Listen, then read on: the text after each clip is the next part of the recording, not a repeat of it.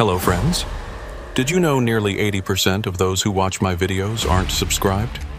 If you enjoy these stories, please hit that subscribe button and leave a like. It really helps. Thank you for being here. By the way, where are you watching from? Let me know in the comments.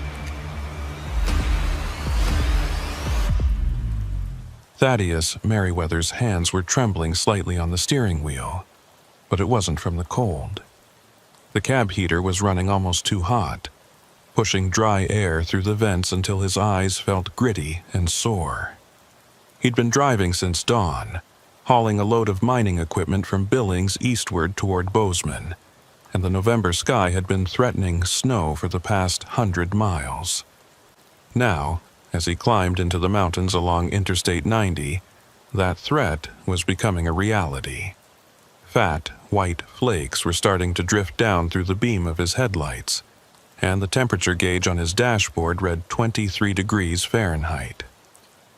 Thad had driven Bozeman Pass more times than he could count over his 15 years behind the wheel. He knew every curve, every grade, every mile marker between Livingston and Bozeman. The pass wasn't particularly high by Montana standards, just over 6,000 feet, but it could be treacherous in winter. The combination of elevation, wind funneling through the gap in the mountains, and sudden temperature drops created conditions that could turn deadly in minutes. Black ice was the worst of it. That invisible layer of frozen moisture that formed on the pavement without warning, so thin you couldn't see it until your tires were already sliding across it, and by then it was usually too late to do anything but pray. The CB radio crackled with static, then a voice broke through. Eastbound traffic on I-90 approaching Bozeman Pass. Be advised we're getting reports of slick conditions near mile marker 274. A couple of four-wheelers went off the road about 20 minutes ago. State Patrol's on scene, but they're recommending chains or pulling over until the plows get through. The voice belonged to another trucker. Probably someone who'd already passed the trouble spot and was giving the standard courtesy warning. Thad keyed his mic and acknowledged, then checked his mirror to see if anyone was following close behind him. The highway was nearly empty, just a few sets of taillights disappearing into the gathering snow behind him. Mile marker 274 was still about 8 miles ahead, which gave him time to think. He could pull over at the next exit and wait out the storm, but that would put him hours behind schedule. The mining company in Bozeman needed this equipment by morning, and they were paying premium rates for the expedited delivery. On the other hand, no amount of money was worth sliding off a mountain road in a 70,000-pound rig. Thad had seen too many wrecks over the years, too many trucks crumpled at the bottom of ravines to take winter driving lightly. He eased off the accelerator slightly, bringing his speed down from 60 to 50, then to 45. The engine downshifted with a low growl, and he felt the Jake brake kick in to help control his speed on the grade. The snow was falling harder now, building up on his windshield faster than the wipers could clear it. Visibility was dropping quickly, the world beyond his headlights reduced to a swirling white void. Thad turned up the defroster and leaned forward, squinting through the glass at the road ahead. The pavement looked wet, but not icy, the tires still gripping normally as he navigated the gentle curves. Maybe the reports were exaggerated, he thought. Maybe the worst of it was behind him, and he'd make it through without incident. But even as the thought formed, he felt something change. The truck's handling subtly shifted, the steering becoming just a fraction lighter, the wheels responding to his inputs with a delayed, floating sensation that made his stomach clench. Black ice. He was on it now, that deadly invisible film that turned asphalt into glass. Thad's training took over immediately. He kept his movements smooth and minimal, no sudden corrections, no heavy braking. The truck drifted slightly toward the center line and he turned the wheel gently to compensate, feeling the tires slip and catch, slip and catch. His heart was hammering, but his breathing stayed controlled. This was manageable. He'd driven through worse. The key was to stay calm, maintain momentum, and ride it out until he reached a section of road with better traction. Then he saw the lights. Red and blue strobes cutting through the snow ahead, the unmistakable pattern of emergency vehicles. Thad's first thought was relief. The state patrol was already on scene, probably directing traffic around whatever accident had occurred.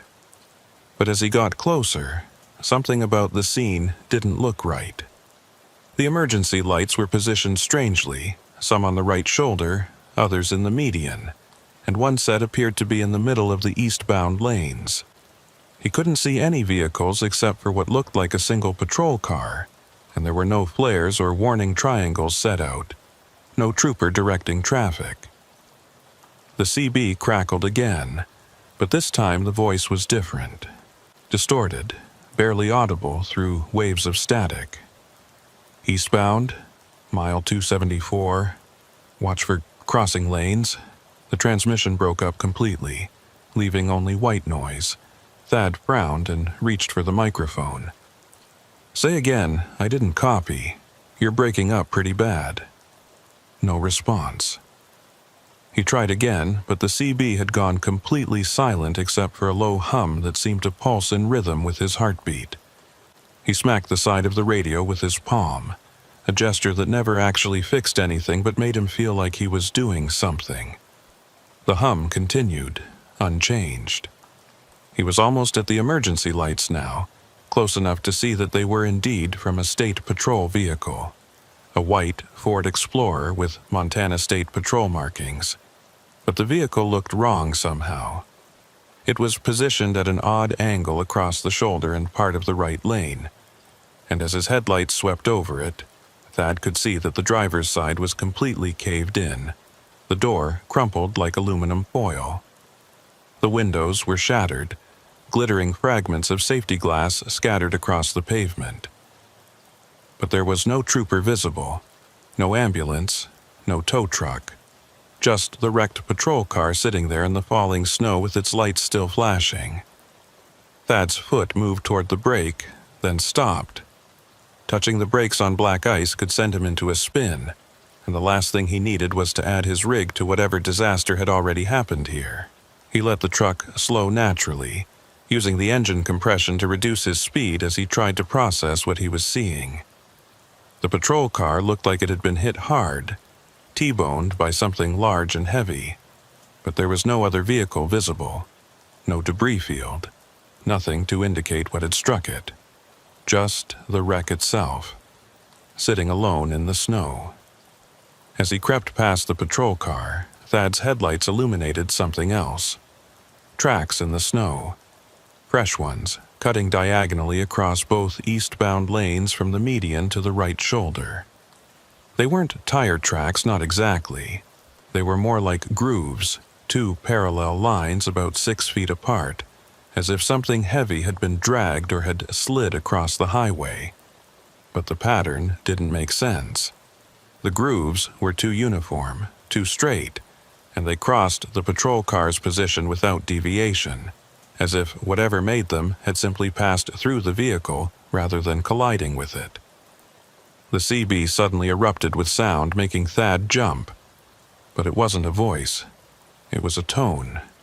A single sustained note, high and piercing, that made his teeth ache. He reached for the volume knob to turn it down, but before his fingers touched it, the tone cut off and was replaced by that same distorted voice he'd heard earlier. Mile marker 274, November 8th, 11:47 p.m., eastbound collision, multiple vehicles, black ice conditions. The voice was reading what sounded like an accident report, but the date was wrong. Today was November 8th, but it was only 9:30 p.m. according to his dashboard clock. And the voice kept repeating the same information over and over, like a recording stuck in a loop. Thad grabbed his phone from the cup holder and tried to dial 911, but there was no signal. He was in the mountains, in a storm, and the nearest cell tower was probably miles away. He looked in his mirrors and saw that the patrol car's lights were fading into the snow behind him, the red and blue strobes growing dimmer until they disappeared completely. He was alone on the highway now, just him and the truck and the falling snow, and that voice on the CB radio droning on about an accident that hadn't happened yet. He tried to convince himself that he was misunderstanding the situation. Maybe the patrol car had been there for hours, and he just hadn't heard about it. Maybe the CB transmission was coming from somewhere else, bouncing off the mountains in a way that made it sound distorted and strange. Maybe the tracks in the snow were from a previous accident that had already been cleared away. There were logical explanations for everything if he just thought it through. But the feeling in his gut told him otherwise. Something was wrong here. Wrong in a way that went beyond bad weather and icy roads. The truck was still sliding more than rolling now, the black ice creating a frictionless surface that made steering almost useless. Thad could feel himself drifting towards the right shoulder, the trailer pushing him sideways despite his attempts to correct. He needed to find a place to pull over, to wait out the storm and the ice and whatever else was happening on this stretch of highway. But the shoulder was narrow and uneven, dropping off sharply on the right side into darkness. If he pulled over too far, he risked tipping the whole rig down the embankment. Mile marker 275 passed by on his right, barely visible through the snow. 1 mile past the patrol car. The CB was still broadcasting that looping message, the voice mechanical and emotionless. Mile marker 274, November 8th, 11:47 p.m. Thad reached over and switched the radio to channel 17, hoping to escape the strange transmission. Silence. He tried channel 9, the emergency channel. More silence.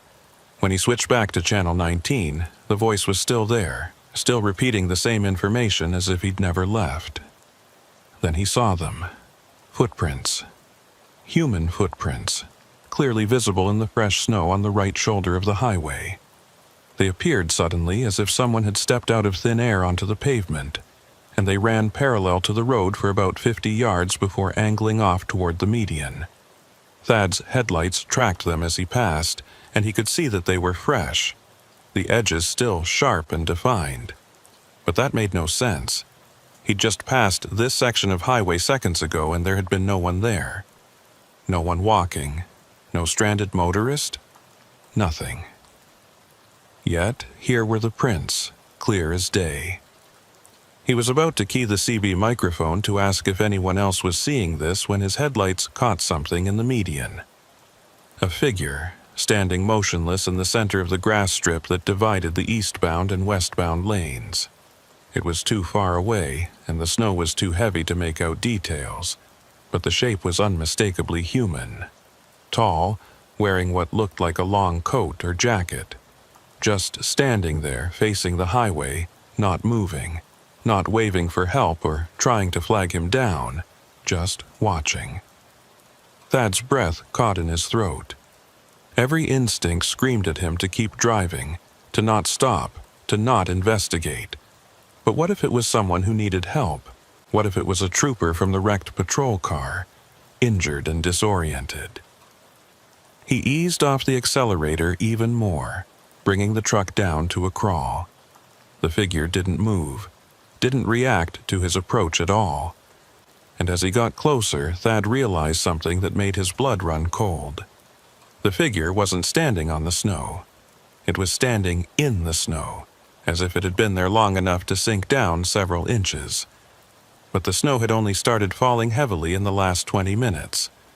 The CB crackled. "Do not stop!" A different voice this time, clear and urgent. "Eastbound traffic at mile marker 275. Do not stop. Keep moving. Get clear of the pass." Thad grabbed the microphone. "Who is this? What's going on up here?" No answer, just static. He tried it again. "This is eastbound Merriweather hauling mining equipment. I need to know what's happening. There's someone standing in the median and I think they might need help." The static continued for a long moment. Then the voice came back, fainter this time. "Not someone. Keep moving." Thad's hands were shaking again, harder now. He pressed the accelerator and felt the truck lurch forward on the ice, the tires spinning for a second before finding purchase. He was past the figure now, but he couldn't stop himself from looking in the passenger side mirror. The figure was still there, still motionless, but now it had turned. It was facing his direction, watching him drive away. And even though the distance and the snow made details impossible to see, Thad had the overwhelming certainty that the figure had no face. Just a blank expanse where features should have been. He drove faster, pushing the truck up to 50 despite the ice, despite the snow, despite every rule of safe winter driving. He needed to get off this mountain, needed to reach a place with lights and people and normalcy. The CB was silent now, not even static, as if the radio had been unplugged. His phone still showed no signal.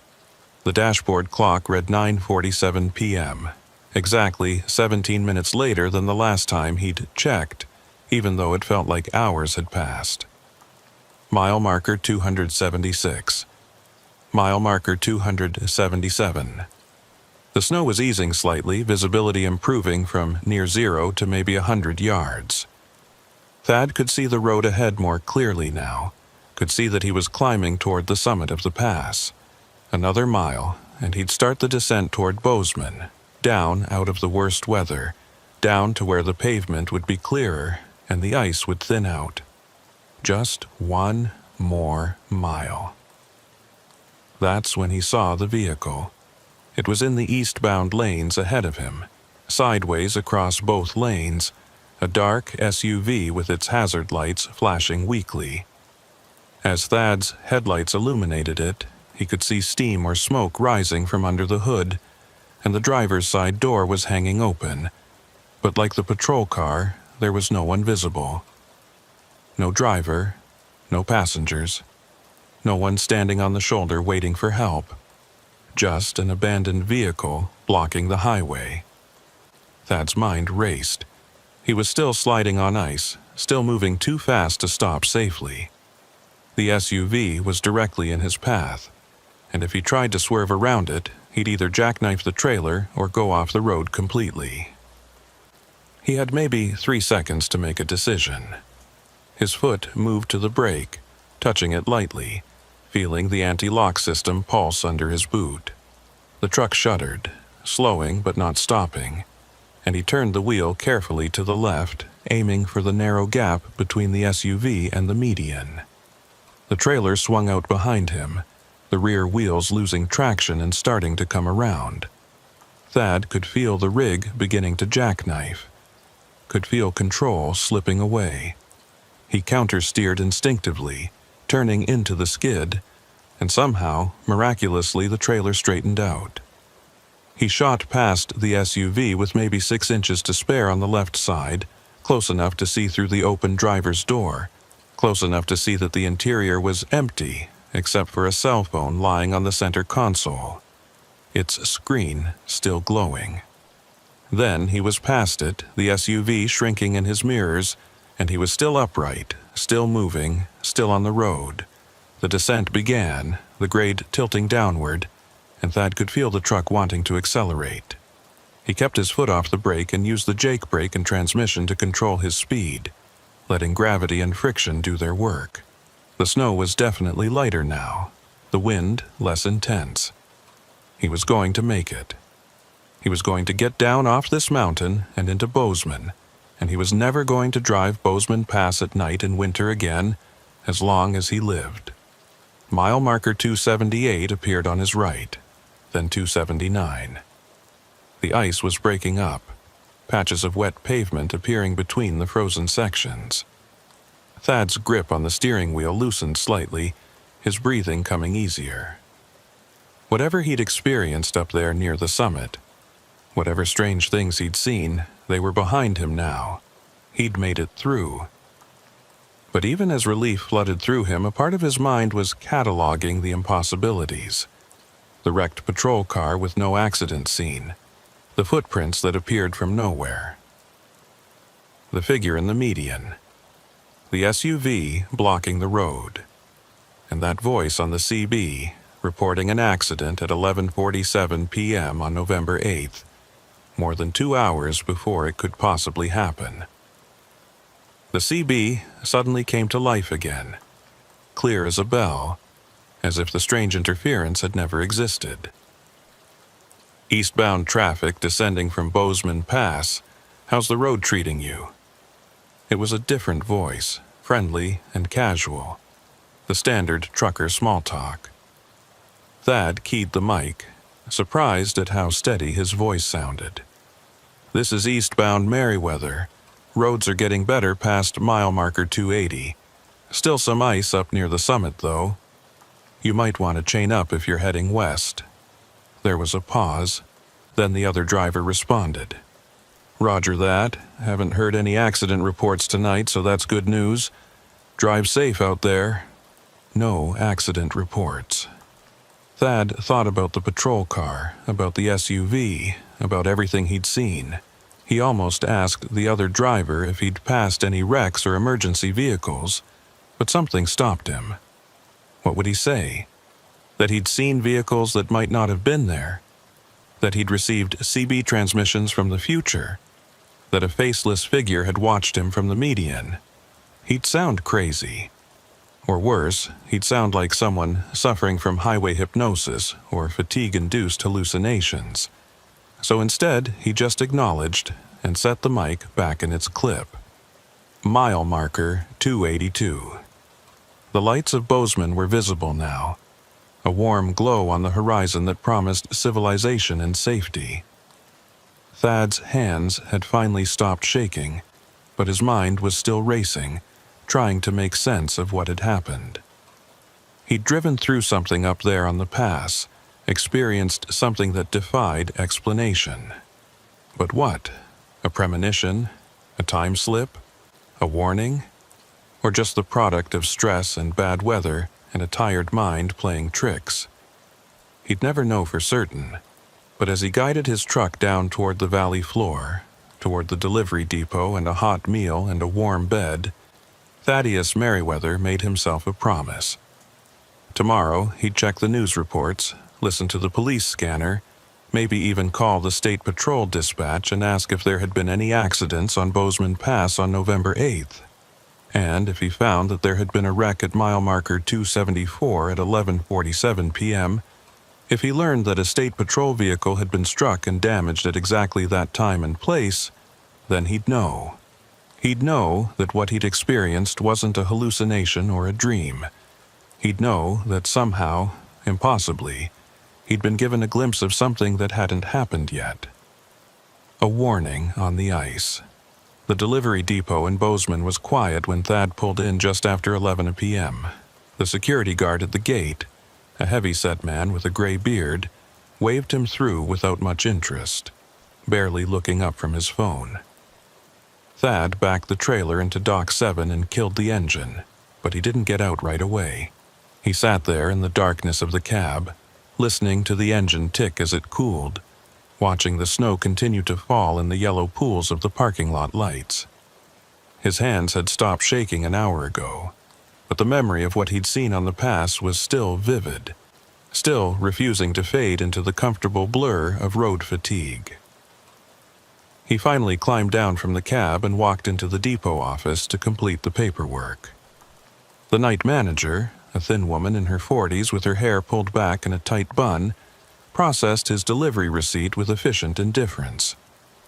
"Equipment's not needed until morning anyway," she said, stamping the forms. "You can park in the lot overnight if you want. There's a diner 2 blocks east that's open 24 hours. Thad thanked her and asked if she'd heard anything about accidents on the pass tonight. She shook her head. Been quiet. Storm kept most of the traffic off the roads. You have any trouble coming over? He hesitated, then just said the ice was bad near the summit and left it at that. The diner was called the Grizzly Peak, and it looked exactly like every other truck stop restaurant Thad had ever been in. Vinyl booths, laminate tables, fluorescent lights that made everyone look slightly ill, and the smell of coffee and fryer grease hanging in the air. There were only 3 other customers at this hour, all of them sitting alone at separate booths, staring at their phones or into their coffee cups. Thad took a seat at the counter and ordered eggs, hash browns, and black coffee from a waitress whose name tag read Tansy. She was maybe 60, with dyed red hair and the practiced smile of someone who'd been working the night shift for decades. "Just come over the pass?" Tansy asked as she poured his coffee. Thad nodded. "Road's pretty bad up there?" He wrapped his hands around the warm mug and considered his answer. "Ice was pretty bad around mile marker 274. Saw some emergency vehicles. Looked like there might have been an accident earlier." Tansy's expression didn't change. "That's a bad stretch in winter. Lost a lot of people up there over the years. Ice forms up so fast sometimes drivers don't even know they're on it until they're sliding." She moved away to put his order in, and Thad pulled out his phone. Still no missed calls from the dispatcher, no messages, nothing unusual. He opened a browser and searched for Bozeman Pass accident November 8th, but the results showed nothing recent. Just old news articles about previous wrecks, weather advisories, and road condition reports. The food arrived and Thad ate mechanically, not really tasting it, his mind still trying to process what he'd experienced. The wrecked patrol car had been real, he was certain of that. He'd seen the damaged door, the shattered windows, the emergency lights still flashing.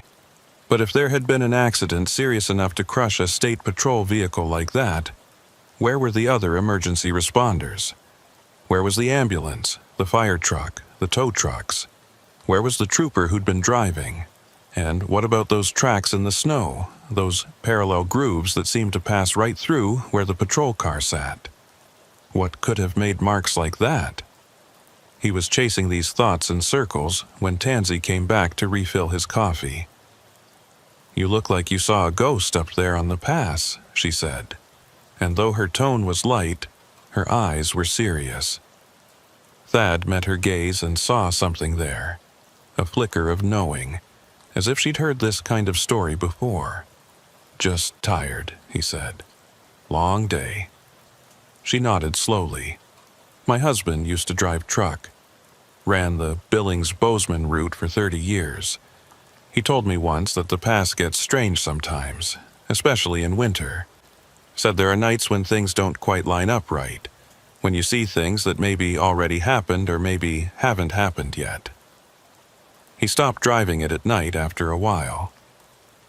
Wouldn't say why exactly, just that it wasn't worth it. Before Thad could respond, the door to the diner opened and a state trooper walked in, stomping snow off his boots.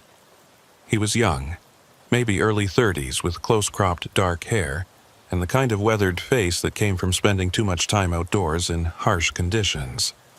His name tag read Haraway. Tansy greeted him by first name and poured him coffee without asking. Lucien Haraway took a seat 2 stools down from Thad and wrapped his hands around the mug exactly the way Thad had done. "Hell of a night," he said to no one in particular. "Been running calls since 6, multiple slide-offs, couple of jackknifes, 1 fatality out past Livingston." Thad's pulse quickened. "Anything up on the pass? Around mile marker 274? Haraway turned to look at him, his cop eyes automatically cataloging and assessing. "Not that I heard. Why, you see something up there?" Thad chose his words carefully. "Thought I saw emergency lights. Looked like maybe a patrol car had been in an accident. But when I got closer, there was nobody around." Haraway's expression shifted, became more guarded. "What time was this?" Thad checked his phone. "About 9:30, maybe 9:45. The trooper was quiet for a moment, then shook his head. "We didn't have any units in that area tonight. Budget cuts were spread pretty thin.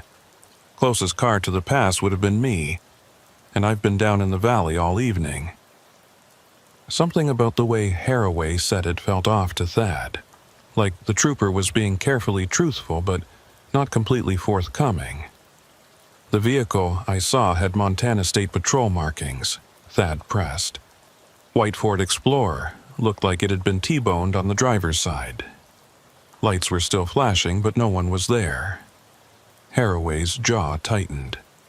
He glanced at Tansy, and Thad saw her give a small shake of her head, a gesture so subtle he almost missed it. "Like I said," Haraway repeated, "we didn't have any units up there tonight. Maybe you saw an old wreck that hadn't been cleared yet, or maybe the weather was playing tricks. Happens sometimes in heavy snow." Thad knew he was being dismissed, knew that the trooper wasn't going to give him anything more. But the look that had passed between Haraway and Tansy told him they both knew something they weren't saying. He decided to push a little harder. "What about the CB radio? I was monitoring Channel 19 and I heard someone giving an accident report for mile marker 274. Said the time was 11:47 p.m., but that was impossible because it was only 9:30 when I heard it." Now, Haraway's expression changed completely.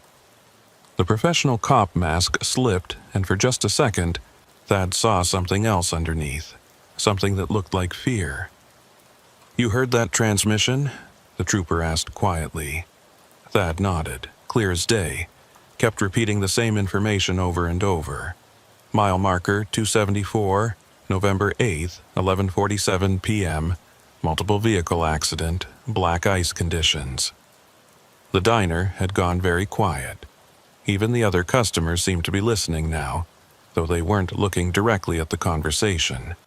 Tansy had stopped moving, standing frozen with the coffee pot in her hand. Haraway stared at Thad for a long moment, then seemed to come to some kind of decision. "How long you planning to be in town?" he asked. "I've got some things I need to check on, and I might need to talk to you again tomorrow."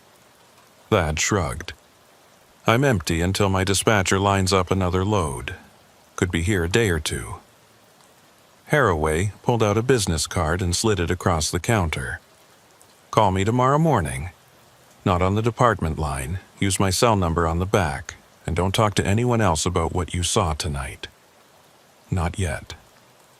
Before Thad could ask why, Haraway stood up, dropped a $5 bill on the counter, and walked out of the diner without touching his coffee. Through the window, Thad watched him sit in his patrol car for several minutes, talking on his radio, before finally driving away. Tansy came over and topped off Thad's mug even though it was still mostly full. "Lucian Haraway is a good man," she said quietly. "If he says not to talk about it, there's probably a reason. This town has a long memory, and some things are better left alone." Thad wanted to ask what she meant, but something in her expression told him she'd already said more than she intended. He finished his meal in silence and paid his bill. Outside, the snow had stopped, and the sky was beginning to clear, revealing patches of stars between the clouds. The temperature had dropped even further, and Thad's breath formed white clouds in the air as he walked back toward the depot. The streets of Bozeman were nearly empty. Just a few cars creeping along the icy roads, their headlights creating overlapping cones of light in the darkness. Thad's truck was where he'd left it, parked in the secure lot behind the depot, and he climbed into the sleeper berth with the intention of getting a few hours of rest before morning. But sleep wouldn't come. Every time he closed his eyes, he saw that wrecked patrol car, saw the faceless figure standing in the median, saw those impossible tracks cutting through the snow. He lay there in the darkness, listening to the tick and creak of the cooling engine, watching the shadows move across the ceiling of the sleeper berth as headlights from the street passed by. Around 1:00 a.m. he gave up and climbed back into the driver's seat, turning on the CB radio more out of habit than any real purpose. The radio crackled to life and he scanned through the channels, listening to the late-night chatter of other drivers scattered across the western states. On Channel 19, he heard the familiar voices of truckers swapping stories and sharing information. Someone was talking about weather in Wyoming. Someone else was complaining about load rates. Normal conversation, comfortable and mundane. Thad was about to switch off the radio when he heard it again. That same voice, that same mechanical tone breaking through the other transmissions.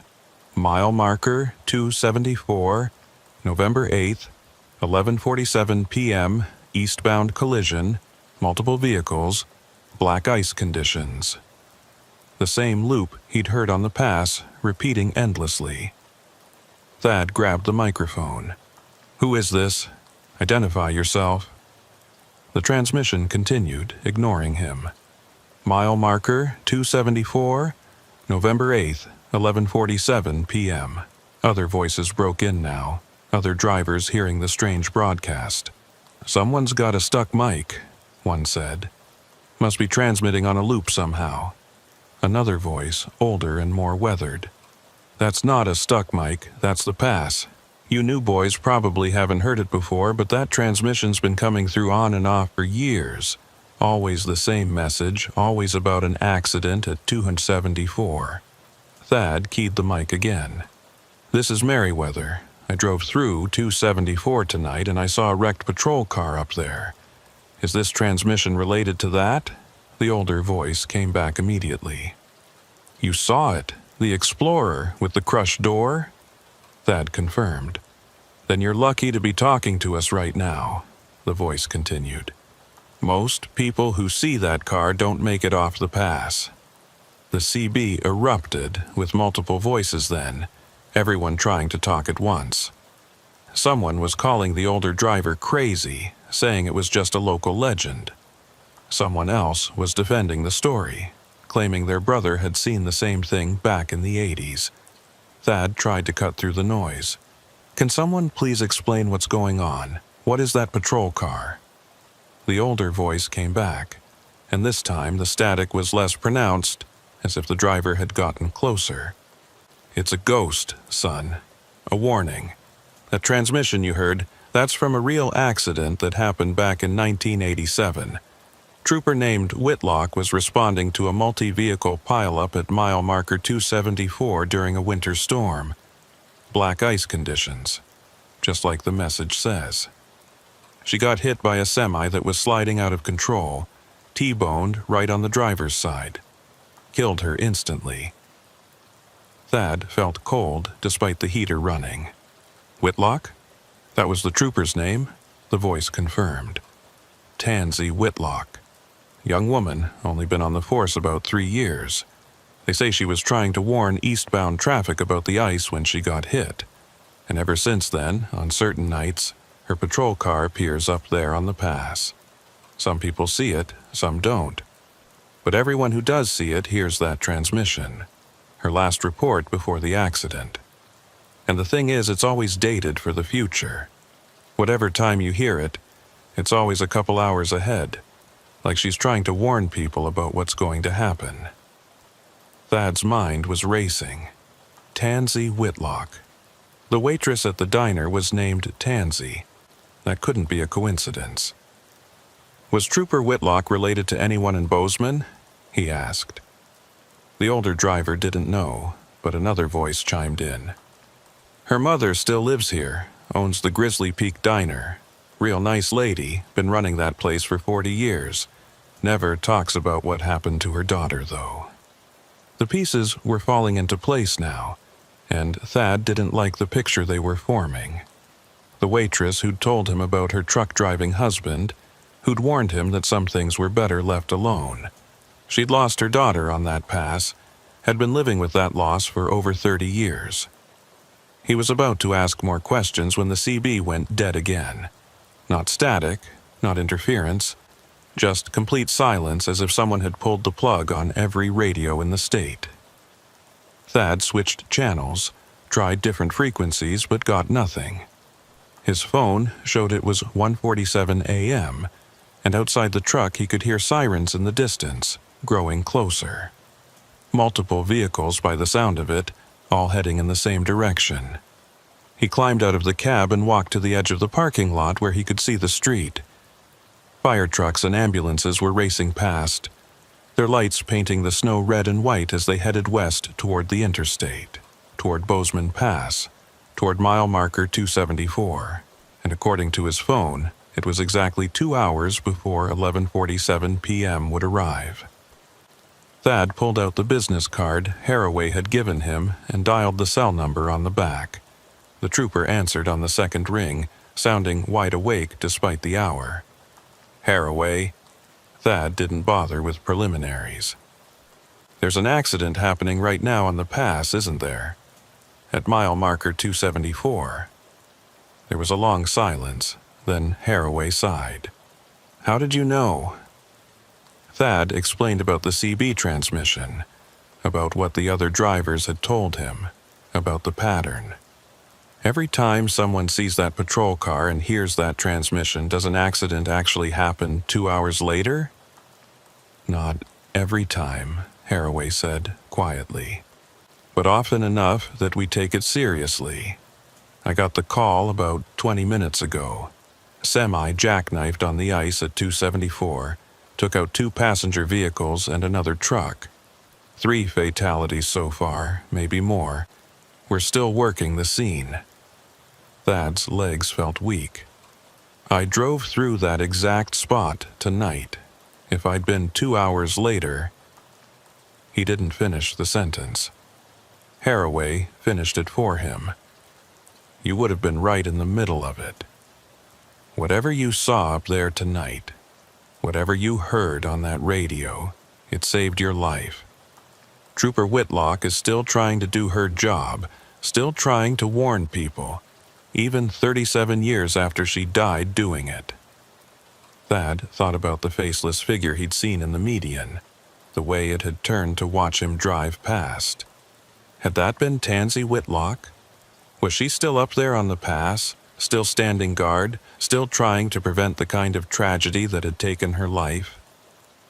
What about the SUV I saw blocking the road? He asked. Was that part of the warning too? Haraway was quiet for a moment. I don't know. The reports from 87 mentioned a Ford Bronco that was involved in the pileup, blocking the eastbound lanes. Could be that's what you saw.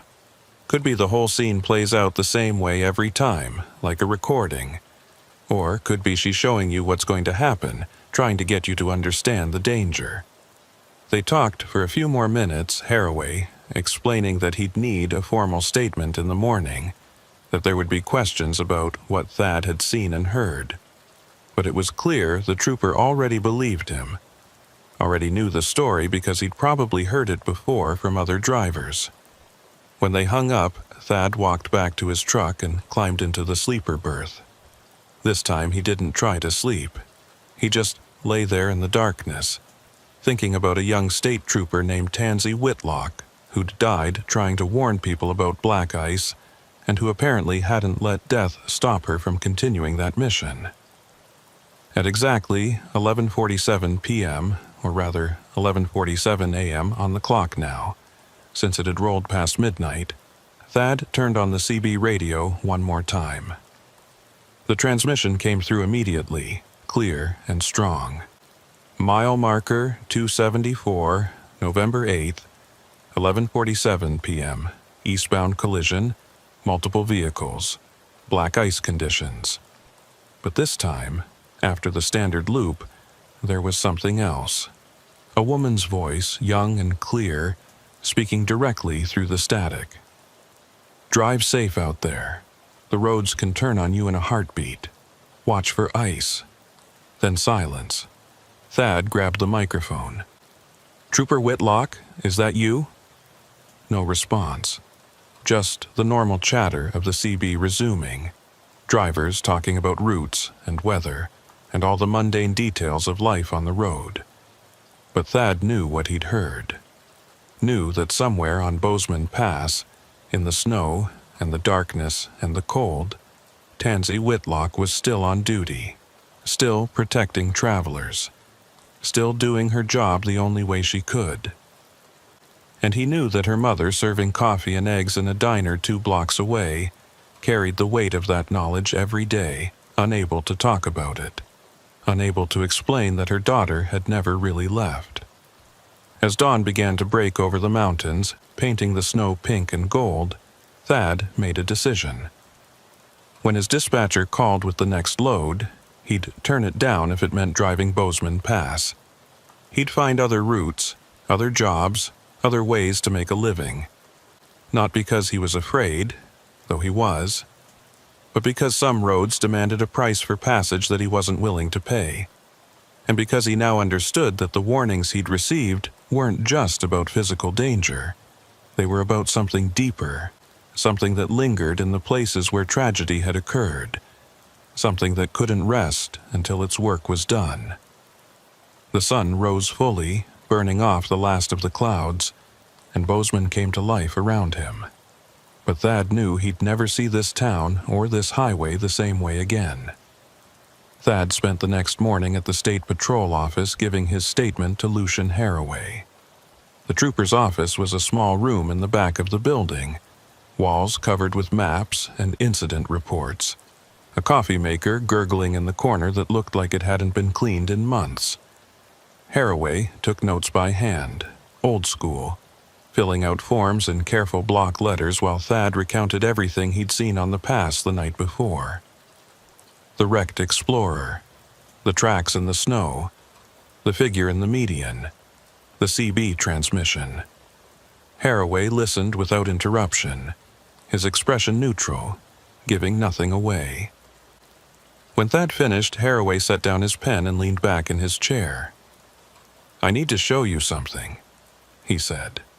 He opened a file cabinet and pulled out a thick folder, the kind that gets added to over years, pages yellow with age mixed with newer printouts.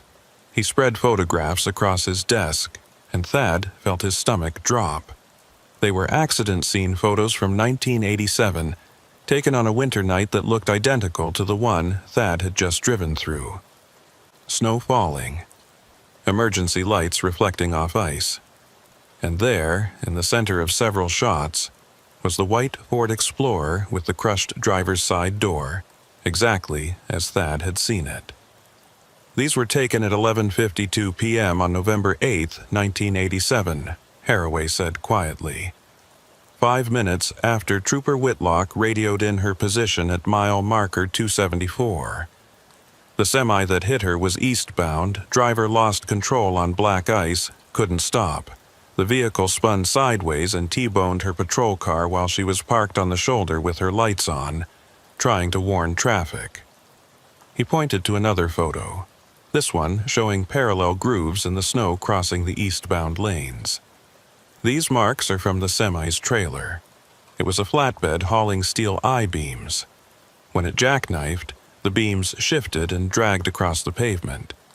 That's what made those tracks you saw. Thad stared at the photographs, his mouth dry. Every detail matched.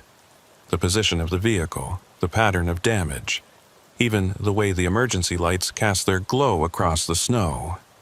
"How is this possible?" he asked. "How can something that happened 37 years ago just appear on that highway like it's happening again?" Haraway gathered the photos back into the folder. "I've asked myself that question for the 5 years I've been working this area. I've talked to other troopers, older guys who were here when it happened. I've talked to truck drivers, locals, even brought in someone from the university to study the phenomenon. Nobody has an answer that makes sense." He pulled out another document, this one a log of reported sightings. Thad scanned the entries and felt a chill run through him. The sightings went back decades, dozens of them, maybe hundreds. Different dates, different drivers, but always the same details. Always around mile marker 274, always in winter conditions, always with the CB transmission warning of an accident hours before it occurred. "Not everyone who sees it reports it," Haraway explained. "Most drivers probably think they're hallucinating, or they're too spooked to say anything. But enough people have come forward over the years that we can't dismiss it. And here's the thing that really bothers me." He tapped the log. In 80% of the cases where someone reported seeing Trooper Whitlock's vehicle, there was an actual accident at that location within the next few hours. Thad thought about the pileup that had happened at 11:47 the previous night, about the 3 people who'd died because they'd been in the wrong place at the wrong time. So the warning is real, he said. She's actually preventing accidents by showing up, by giving people advance notice. Haraway nodded slowly. That's what we think. But here's what I can't figure out. Why do some people see her and others don't? Last night, there were at least a dozen vehicles that passed through that area between 9 o'clock and 11 p.m. You're the only one who reported seeing anything unusual. The cars that ended up in the pileup, they drove right through without stopping, without even slowing down. So why you? Why did she show herself to you?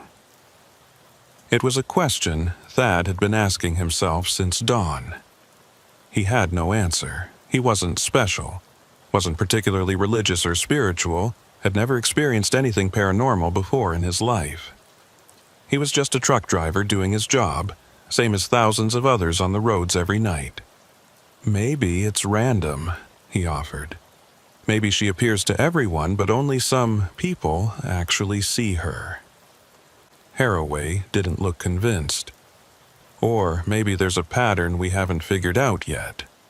A reason why certain people are chosen to receive the warning. He closed the folder and locked it back in the filing cabinet. I need you to do something for me. If you ever drive that route again, if you ever see anything unusual on Bozeman Pass, I want you to call me immediately. Day or night, doesn't matter.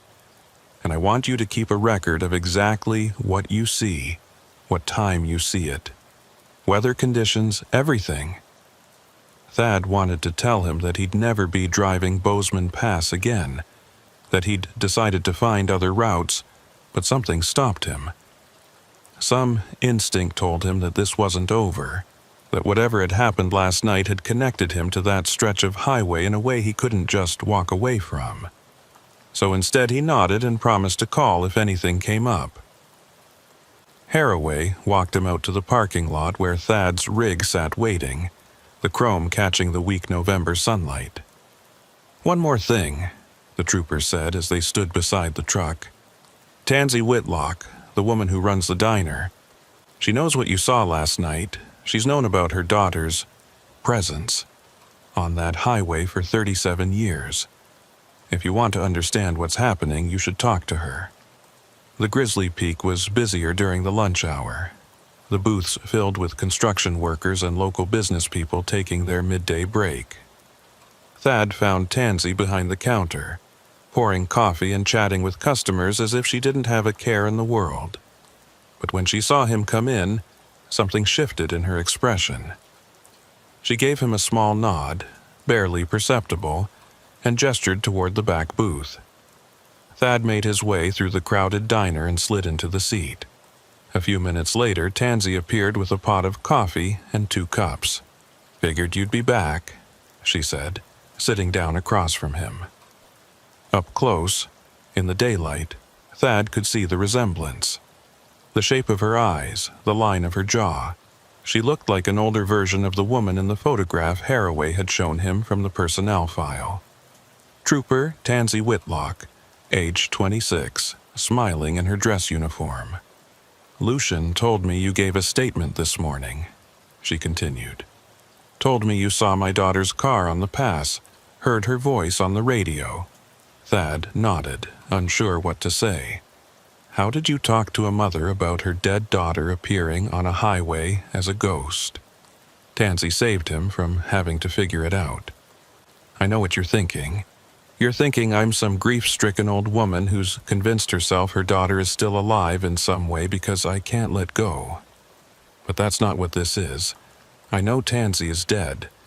I buried her in 1987, went to the funeral, watched them lower her casket into the ground. She's gone, and no amount of wishing will bring her back. She paused, staring down into her coffee cup. But something of her stayed behind on that pass. Something that won't rest, won't move on, and I think I know why. She told Thad about the night of the accident, details that hadn't been in the official reports or the newspaper articles. How her daughter had volunteered for the night shift even though she had the next day off, because another trooper had called in sick and they were short-staffed. How she'd been excited about a date she had planned for the following weekend with a guy she'd met at a training seminar. How she'd called her mother from the patrol car around 9 p.m. to check in, to say the roads were getting bad and she was heading up to the pass to monitor conditions. That was the last time Tansy heard her daughter's voice. The real voice, not the one that came through on CB radios in the middle of winter nights. The thing about my Tansy, the older woman said, was that she took her job seriously. Too seriously, her sergeant used to say. She believed that being a state trooper meant protecting people, really protecting them, not just writing tickets and directing traffic. So when she got the call about vehicles sliding off the road at mile marker 274, she didn't hesitate. She went straight there and set up to warn eastbound traffic. She was doing everything right, everything by the book.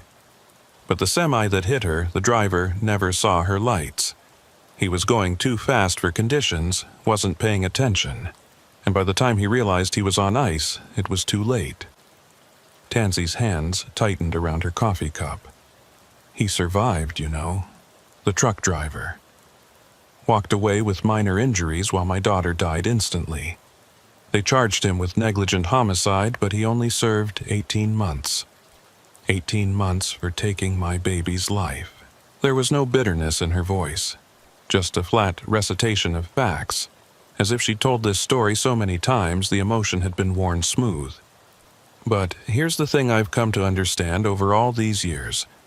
My daughter died trying to save lives, and she's still trying to save lives. Every time she appears on that highway, every time someone sees her car or hears her voice, she's doing exactly what she was doing the night she was killed. She's warning people, protecting them, and I have to believe that she's succeeded more times than she's failed. Thad thought about the 3 people who died in the pileup at 11:47 p.m., wondered if Trooper Whitlock considered those deaths a failure. "How many people do you think she saved?" he asked. Tansy shrugged. "No way to know for sure. How do you count the accidents that didn't happen? The drivers who saw her warning and slowed down, or took a different route, or pulled over to wait out the storm? All I know is what Lucian tells me, and what other troopers have told me over the years. That on nights when someone reports seeing my daughter's patrol car, the accident rate on that section of highway drops significantly. People are more careful, more aware. Maybe that's her real gift, not preventing every tragedy, but making people pay attention to the danger." They sat in silence for a while, the noise of the diner washing over them. Finally, Thad asked the question that had been nagging at him since the previous night. "Why did I see her? What made me different from all the other drivers on the road last night?" Tansy looked at him with those knowing eyes that had seen too much loss and somehow survived it. "I think she chooses people who will listen, people who will take the warning seriously instead of dismissing it. You didn't just see her car and keep driving. You noticed the details, asked questions, tried to understand. And when you heard her voice on the radio, you paid attention. That's why she showed herself to you." Before Thad could respond, his phone rang. The dispatcher finally calling with a new load assignment. Thad stepped outside to take the call, expecting to hear about a run to Seattle, or maybe down to Salt Lake City. Instead, the dispatcher told him about a rush delivery that needed to be picked up in Butte and delivered to Billings by the following morning. The route would take him back over Bozeman Pass, westbound this time, leaving tonight. The pay was good, double the usual rate because of the tight timeline and the winter conditions. Thad started to decline, started to say he wasn't available, but something made him pause.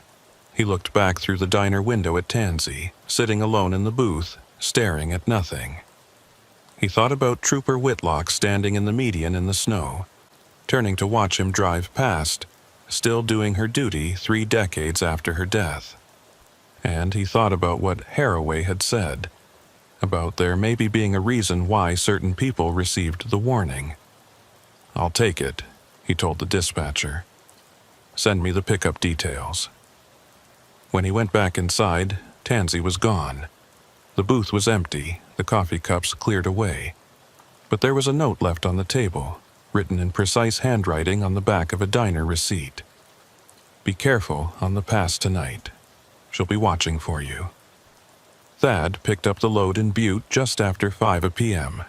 It was industrial machinery, heavy enough that he'd need to take the mountain grade slowly and carefully. The sun was already setting as he headed east on I-90, the sky turning deep purple and orange behind the peaks. Weather reports called for clear conditions overnight, temperatures dropping into the teens, roads dry. No snow in the forecast, no ice warnings, just a cold, clear November night in the Montana mountains. Thad should have felt relieved, but instead he felt a growing sense of unease as he approached the pass. Mile marker 274 westbound was the mirror image of the eastbound side where Trooper Whitlock had died, separated by a median but sharing the same elevation and exposure to wind. If black ice formed on one side, it would form on the other.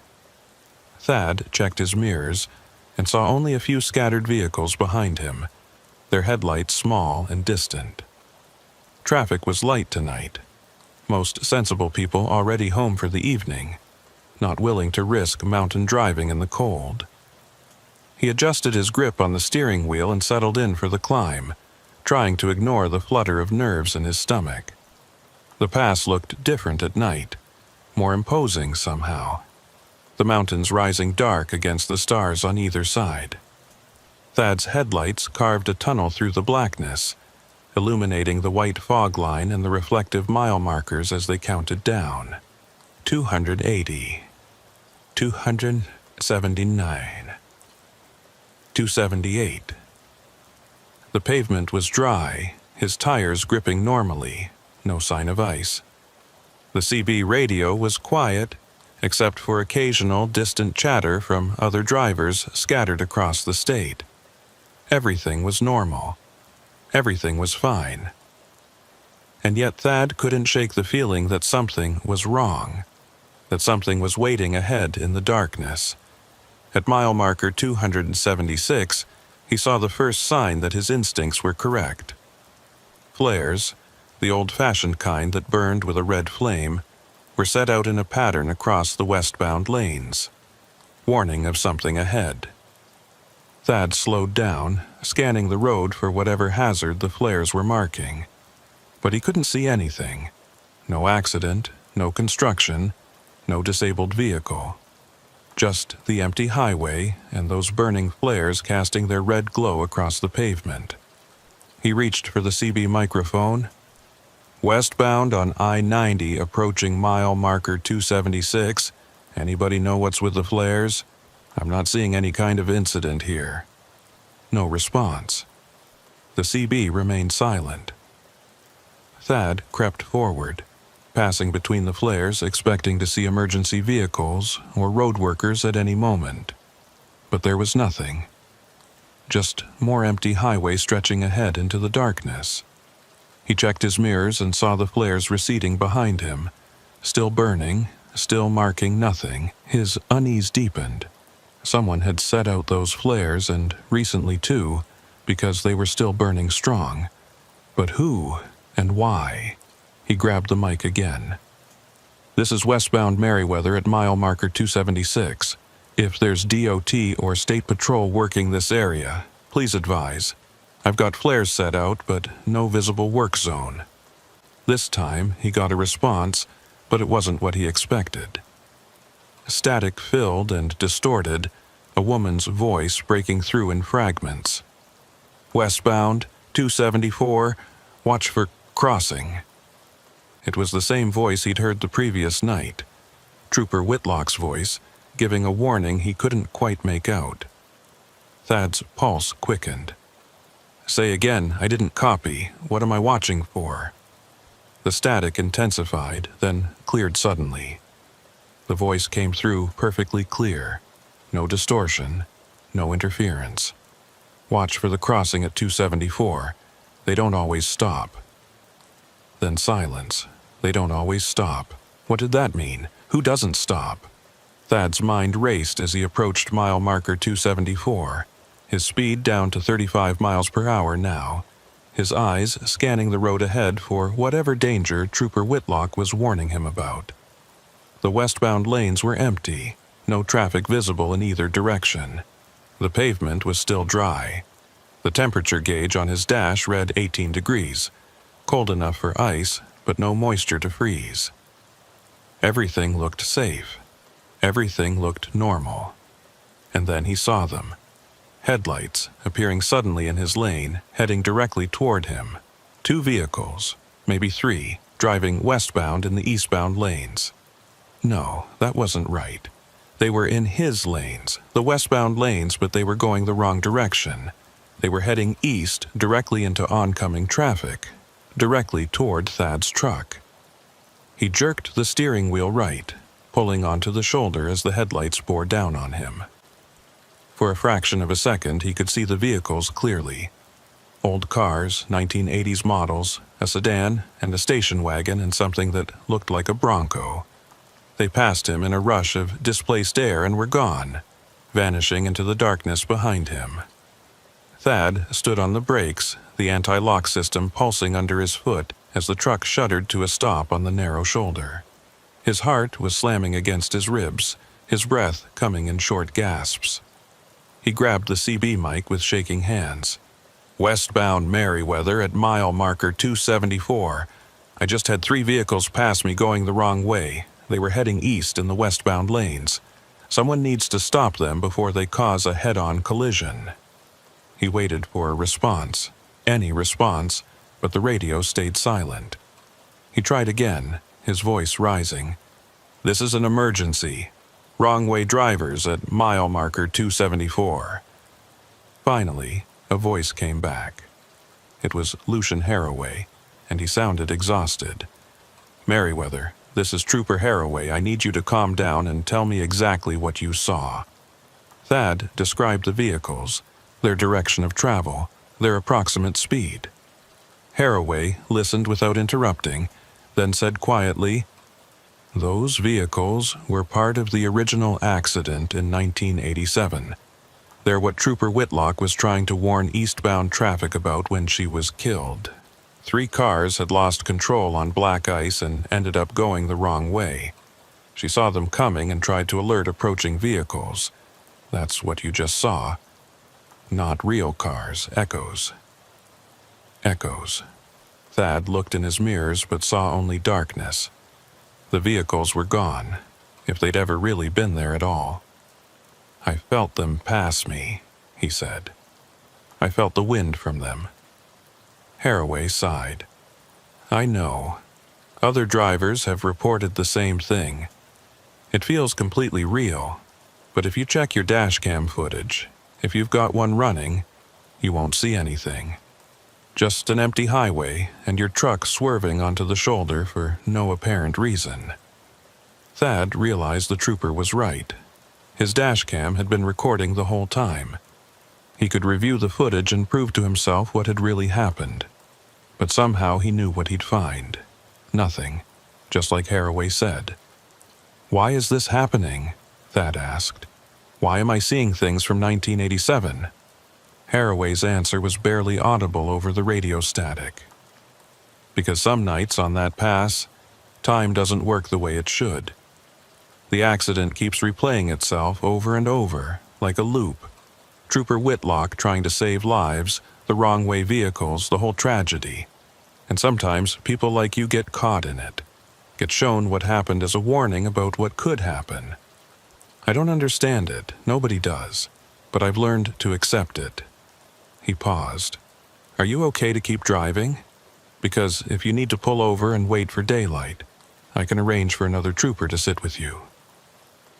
Thad looked ahead at the dark highway stretching toward Billings. Behind him, mile marker 274 was already receding into the distance. Whatever he'd experienced, whatever he'd seen, it was over now. The road ahead looked normal. Felt normal. "I'm okay," he told Haraway. "I'll keep going." They ended the transmission and Thad pulled back onto the highway, accelerating slowly until he was up to cruising speed. The rest of the drive passed without incident, and he delivered his load to Billings just before dawn. But as he headed back empty toward Bozeman, as the sun rose over the mountains and burned away the night, Thaddeus Merriweather knew he would be returning to this highway again, would be driving this pass again. Because somehow, impossibly, he'd become part of the story that wouldn't end, connected to a trooper who died before he ever started driving truck, bound to a stretch of road where the past and present collided in ways that defied explanation. 3 weeks passed before Thad drove Bozeman Pass again. 3 weeks of hauling loads through Idaho, Wyoming, and the Dakotas, always finding reasons to take routes that avoided Interstate 90 through Montana. His dispatcher noticed and started asking questions, wondering why Thad was turning down profitable runs that would take him through his home state. Thad made excuses about wanting to see different country, about avoiding the winter weather in the mountains, but the truth was simpler and more complicated than that. He was afraid, not of the road itself, not of the ice or the snow or the steep grades. He was afraid of what he might see there, afraid of being pulled deeper into something he didn't understand. But avoidance only worked for so long in the trucking business. Eventually, the loads dried up on the routes he'd been running, and eventually his dispatcher called with an offer he couldn't refuse. A high-priority shipment of medical equipment from Spokane to Billings, premium pay, tight deadline. The most direct route was I-90 through Missoula and over Bozeman Pass. Thad tried to negotiate an alternate route, maybe south through Idaho and up through Wyoming, but the dispatcher was firm. The customer needed the equipment by morning, and the only way to make that happen was the direct shot across Montana. Thad sat in his truck outside a warehouse in Spokane, staring at his phone, knowing what his answer had to be, but not wanting to say it. Finally, he took the load. The drive across the Idaho Panhandle was uneventful, the highways clear and dry despite the December cold. Thad crossed into Montana just after sunset, the western sky still holding on to the last traces of daylight, deep purple fading to black. He stopped for fuel in Missoula and checked the weather reports. Clear skies overnight, temperatures in the low 20s, no precipitation forecast. The road conditions website showed green across the board for I-90, all chains removed, bare pavement reported. It should have been an easy run, a routine night's work, but Thad's hands were sweating as he climbed back into his cab and pointed the truck east toward Bozeman. Mile markers counted down as he climbed into the mountains. 120, 110, 100. The highway curved and twisted through the darkness, following the path of the Clark Fork River, hemmed in by peaks that rose invisible against the night sky. Thad had the CB radio on, monitoring the usual chatter, listening for any hint of trouble ahead. A driver heading westbound reported good conditions over the pass, dry roads, and light traffic. Another voice confirmed, saying he'd just come through without any issues. Everything pointed to a normal crossing, nothing to worry about. And yet, Thad couldn't shake the feeling that had been building since Spokane, the certainty that something was waiting for him up on that pass. At mile marker 90, his CB radio crackled, and Lucian Haraway's voice came through. "Eastbound traffic approaching Bozeman Pass. This is Montana State Patrol. Be advised, we're conducting a safety check at mile marker 274. All commercial vehicles, please prepare to stop." Thad grabbed the microphone. "Trooper Haraway, this is Merriweather. What kind of safety check?" There was a pause, longer than it should have been, and when Haraway responded, his voice was tight. "Just routine, Merriweather. Need to talk to you for a few minutes when you come through. Nothing to worry about." But something in the trooper's tone told Thad there was plenty to worry about. He found Haraway's patrol car parked on the shoulder at mile marker 274, right where Trooper Whitlock's vehicle had appeared 3 weeks ago. The trooper was standing beside his car, breath forming white clouds in the headlight beams, and he waved Thad over to the shoulder. Thad pulled off the highway and climbed down from his cab, the cold hitting him like a physical blow. "What's going on?" he asked. Haraway looked tired, older than he had 3 weeks ago, as if he hadn't been sleeping well. "I need you to see something," he said. "Come with me." He led Thad across the shoulder to the edge of the median and pointed down at the snow. Footprints. The same footprints Thad had seen 3 weeks ago, running parallel to the highway before angling off toward the center of the median. But these were fresh, made within the last hour, according to Haraway, and they led to a spot about 50 yards away where something dark was lying in the snow. "I got a call about an hour ago," Haraway said quietly. Westbound driver reported seeing a woman standing in the median at this exact location. Said she was wearing what looked like a state patrol uniform. He slowed down to check on her, but by the time he got stopped and backed up, she was gone. Just those footprints leading to that spot where you can see something lying in the snow. Thad felt his stomach clench. "What is it? What's lying there?" Haraway didn't answer, just started walking toward the dark shape in the median. Thad followed, his boots crunching through the frozen crust, his breath coming faster than the walking warranted. As they got closer, he could see it was a coat, a heavy winter coat spread out on the snow as if someone had been lying there and simply vanished, leaving only the coat behind. Haraway knelt down beside it and turned on his flashlight. The coat was a Montana State Patrol issue jacket, the kind troopers wore in winter. The name tag on the breast read Whitlock. Thad took a step back, his mind refusing to process what he was seeing. "That's impossible," he said. "That coat should be in evidence storage or donated to charity or destroyed. It shouldn't be here." Haraway stood up, brushing snow off his knees. "I called the evidence room after I found it. Trooper Whitlock's uniform items from the accident were logged and stored for 6 months in 1987, then released to her mother per standard procedure. I called Tansy and asked if she still had her daughter's patrol jacket. She said she'd packed it away in a box in her attic 30 years ago and hadn't looked at it since.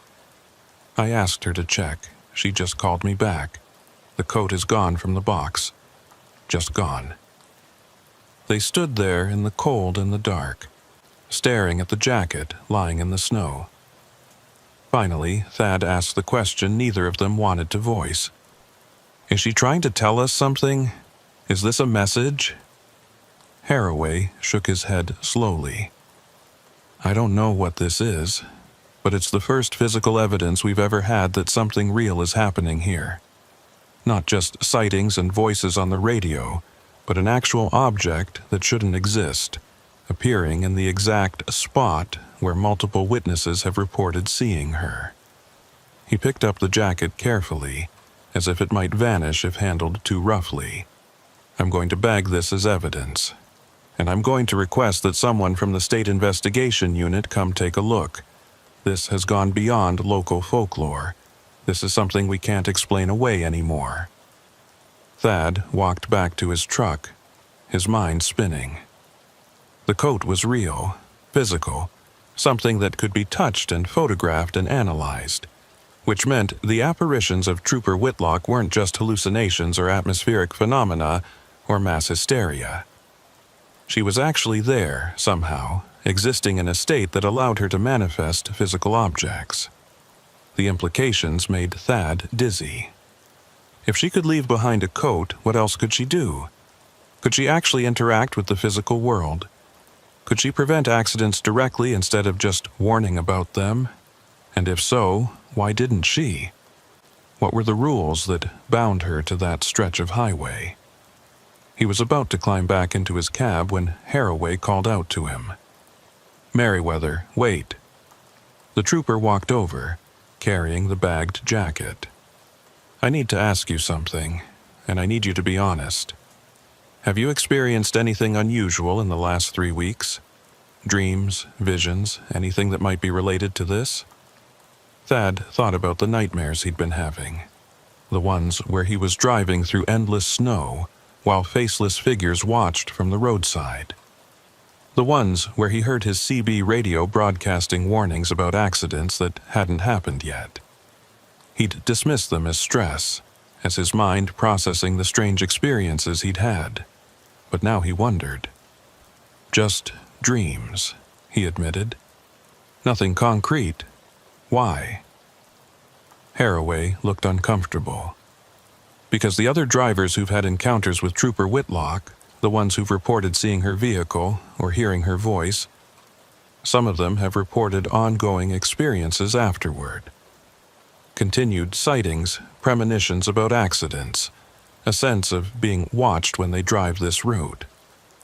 It's like she forms a connection with certain people, and that connection doesn't break just because they leave the pass." Thad felt cold that had nothing to do with the December temperature. "Are you saying she's haunting me?" Haraway shrugged. "I'm saying she might be trying to communicate with you, trying to use you for something. I don't know what or why. But if you start experiencing anything more than dreams, anything that affects your ability to drive safely, I need to know about it." Thad promised to call if anything unusual happened, then climbed into his truck and got back on the highway. The rest of the trip to Bozeman passed without incident, and he delivered his load just after midnight. But he couldn't stop thinking about that jacket lying in the snow, about Trooper Whitlock manifesting physical objects, about the possibility that she was reaching out to him specifically for some purpose he didn't yet understand. He checked into a motel and tried to sleep, but the dreams came again. This time, they were more vivid, more specific. He dreamed he was driving the pass during a blizzard, visibility near zero, when he saw a figure standing in the middle of the highway waving frantically for him to stop. He hit the brakes, but the truck kept sliding on ice, sliding toward the figure, and just before impact he jolted awake, his heart hammering. The next morning, Thad drove back to the Grizzly Peak for breakfast. Tansy was there, moving between tables with her coffee pot, and when she saw him she gave a small nod of recognition. He waited until the morning rush had cleared out, then approached her at the counter. "Trooper Haraway told me about your daughter's jacket," he said quietly, "about it appearing in the median." Tansy's expression didn't change, but her hand tightened on the coffee pot handle. "I knew that coat was gone the moment he asked me to check. I felt it leave somehow, felt something shift in my house like the air pressure changed. I went up to the attic and the box was still there, still taped shut, but the jacket was gone, like it had never existed." She poured herself a cup of coffee and sat down beside him at the counter. "I need to tell you something," she said. "Something I've never told Lucian or any of the other troopers because I knew they'd think I was crazy. But you've seen her now, experienced what she can do, so maybe you'll understand." She took a sip of coffee, gathering her thoughts. "My daughter appears to certain people for a reason, not randomly. She chooses drivers who are going to be involved in accidents on that pass in the future. Drivers who are going to die there if they don't change something about how they drive, about the choices they make." Thad felt his blood turn cold. "What are you saying?" Tansy met his eyes. "I'm saying that everyone who's reported seeing her vehicle or hearing her voice, everyone who's had a clear, undeniable encounter with her, has either been in a serious accident on that pass within the next year or has avoided one by heeding her warnings. She's not just protecting random travelers. She's protecting specific people who are marked for tragedy. And the fact that she's showing herself to you, the fact that her jacket appeared while you were there, means you're one of them. Means that at some point in your future, maybe soon, maybe months from now, you're going to face a choice on Bozeman Pass. And if you make the wrong choice, you won't survive it. Thad wanted to argue, wanted to tell her she was reading too much into coincidence and pattern-seeking. But he thought about the dreams, about the feeling of being watched, about that moment when he'd swerved to avoid the phantom vehicles and felt his truck start to jackknife. He thought about how close he'd come to losing control, how a few more degrees of drift, and he would have rolled the entire rig down the mountainside. "What am I supposed to do?" he asked. "How do I know what choice she's warning me about?" Tansy shook her head. "You won't know until the moment comes. All you can do is stay alert when you drive that pass. Trust your instincts, and if you see her again, if she appears or speaks to you, listen. Really listen, because she's trying to save your life." Over the next 2 months, Thad drove Bozeman Pass another 8 times, and each time he felt the weight of Tansy's words pressing down on him. He drove more carefully than he ever had, constantly scanning for ice, monitoring weather conditions obsessively, keeping his speed conservative even when the roads were clear. And each time he approached mile marker 274, he felt his pulse quicken, felt that sense of anticipation and dread. But nothing unusual happened. No apparitions, no CB warnings, no phantom vehicles. Just a normal mountain highway with normal winter traffic. He started to wonder if maybe Tansy had been wrong, if maybe the encounters had been a one-time thing, a strange anomaly that wouldn't repeat. Then came the night in late February when everything changed. Thad was eastbound with a load of lumber, running late because of delays at the pickup. It was just after 10 p.m., and he was pushing harder than he should have been, trying to make up time. The weather was clear, the roads dry, and he'd let his speed creep up to 70 on the straightaways. He was approaching mile marker 280 when he saw the flares again. The same red burning flares he'd seen in November. They were set out across both lanes, forcing traffic to slow down. Thad's foot moved toward the brake, but something made him hesitate. The flares hadn't been there 2 minutes ago when the last westbound truck had passed him. There hadn't been time for anyone to set them out. He slowed to 40 miles per hour and crept forward, scanning the road ahead. No accident, no construction, no emergency vehicles, just those burning flares casting their red light across the pavement. And then he saw her. Trooper Tansy Whitlock, standing in the middle of the highway, wearing her patrol uniform and that heavy winter jacket.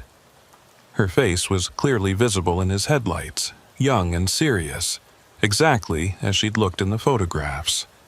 She was holding up her hand in the universal signal for stop, and as Thad's truck rolled closer, she pointed urgently to the right shoulder. Her message was clear. Get off the highway now. Thad didn't question it, didn't hesitate. He pulled onto the shoulder and brought the truck to a complete stop, his hands shaking on the steering wheel. Through the windshield he could see Trooper Whitlock still standing in the highway, but she wasn't looking at him anymore. She was looking eastbound, toward the summit, and her expression had changed to something that looked like profound sadness. Thad followed her gaze and saw headlights approaching fast from behind. Too fast, a vehicle coming down the grade out of control. It was a pickup truck, swerving wildly from lane to lane, the driver fighting to regain control on a patch of black ice that had formed in the last few minutes. The pickup shot past Thad's stopped truck, doing at least 90 miles per hour, its brake lights flashing uselessly as the driver stood on the pedal. Thad watched in horror as it reached the spot where Trooper Whitlock was standing. He expected her to vanish, to dematerialize like a ghost should, but instead she stood her ground, and for just a fraction of a second, He could have sworn the pickup actually swerved around her, as if the driver could see her and was trying to avoid hitting her. Then the truck was past that spot and sliding toward the median. And Trooper Whitlock turned to look directly at Thad one last time. She nodded, a small gesture of acknowledgement, and then she was gone. Just gone, as if she'd never been there. The pickup truck hit the median at full speed and launched into the air, clearing the barrier and crashing down into the westbound lanes where it rolled multiple times before coming to rest upside down. Thad grabbed his phone and dialed 911, reporting the accident, then grabbed his fire extinguisher and flashlight and ran toward the wreck. The driver was still alive, trapped in the crushed cab, bleeding but conscious. Thad helped stabilize the vehicle and kept the driver talking until emergency services arrived 20 minutes later. The paramedics told him later that the quick response had probably saved the driver's life, that another 10 minutes of bleeding and exposure might have been fatal. Lucian Haraway arrived on scene while they were still extracting the driver from the wreckage. He found Thad sitting on the guardrail, covered in the driver's blood, shaking from adrenaline and cold. "You saw her," Haraway said. It wasn't a question. Thad nodded. "She stopped me, warned me to get off the highway. If I'd been in my lane when that pickup came through, if I'd been doing 70 like I was 5 minutes before, I would have been right where he went out of control. He would have hit me instead of the median." Haraway sat down beside him. "Then she saved 2 lives tonight. Yours and his. That's what she does. That's all she's ever tried to do."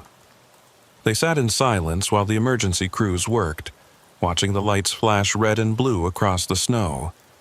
Finally, Thad asked the question that had been bothering him. "Why me? Why did she choose to save me specifically?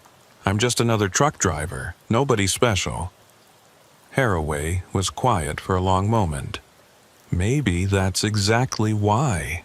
Maybe she sees something in ordinary people that makes them worth saving.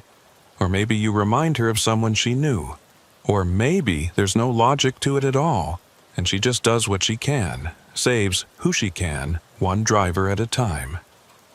He stood up and offered Thad his hand.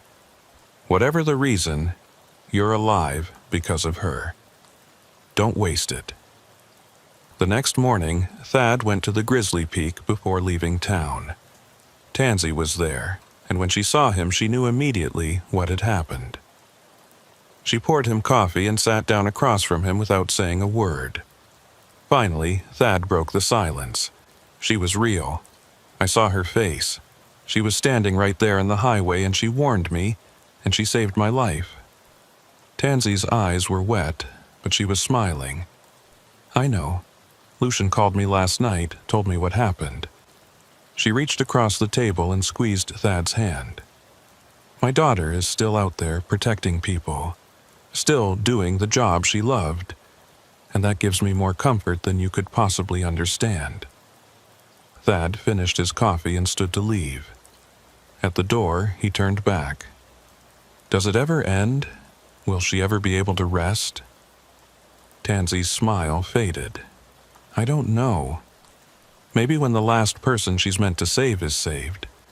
Maybe when the debt is paid, whatever that debt is.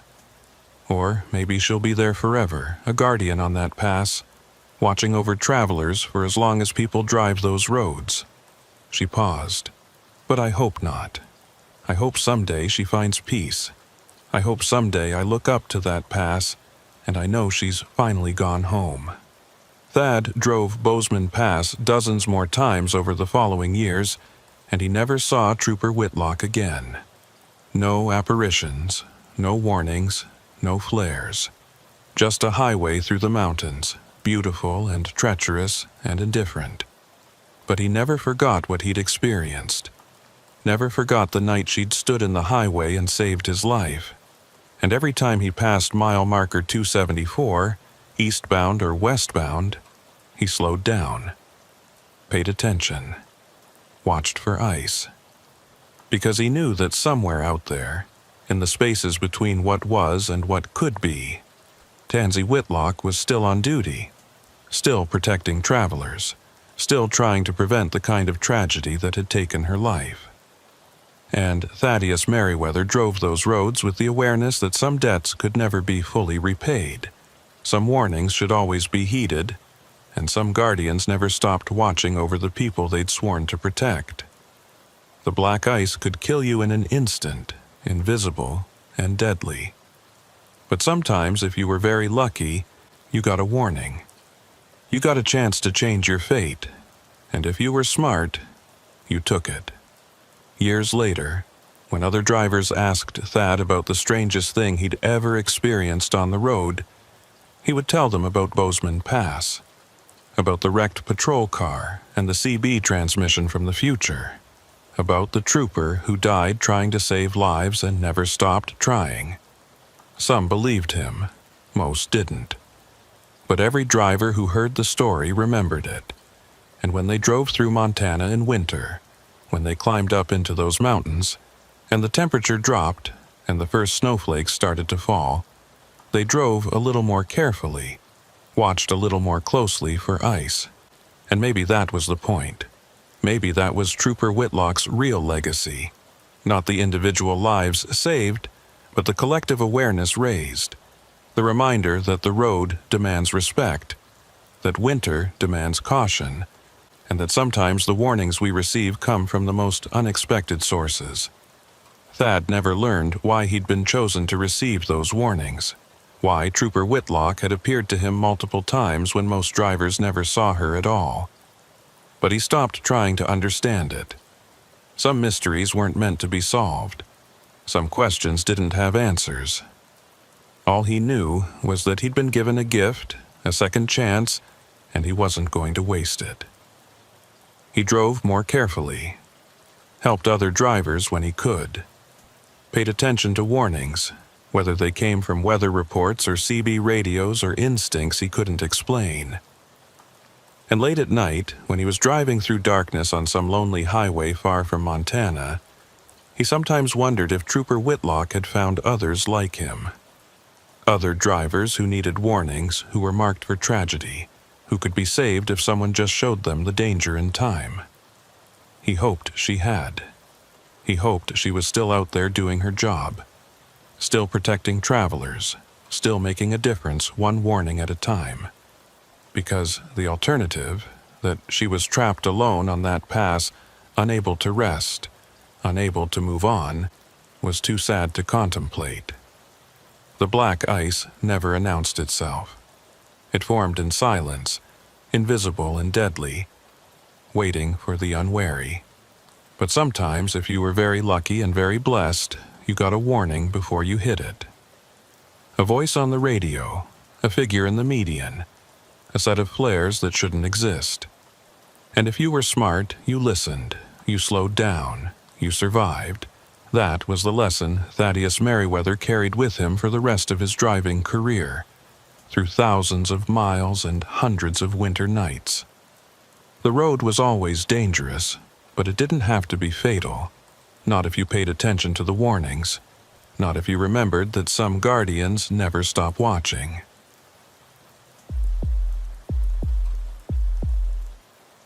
Wardell Pritchard had been driving the Upper Peninsula routes for 9 years, and he thought he knew Lake Superior's moods. He'd seen the big lake calm as glass in summer, reflecting the sky like a mirror. He'd seen it gray and angry in October, waves tall enough to swallow a ship whole.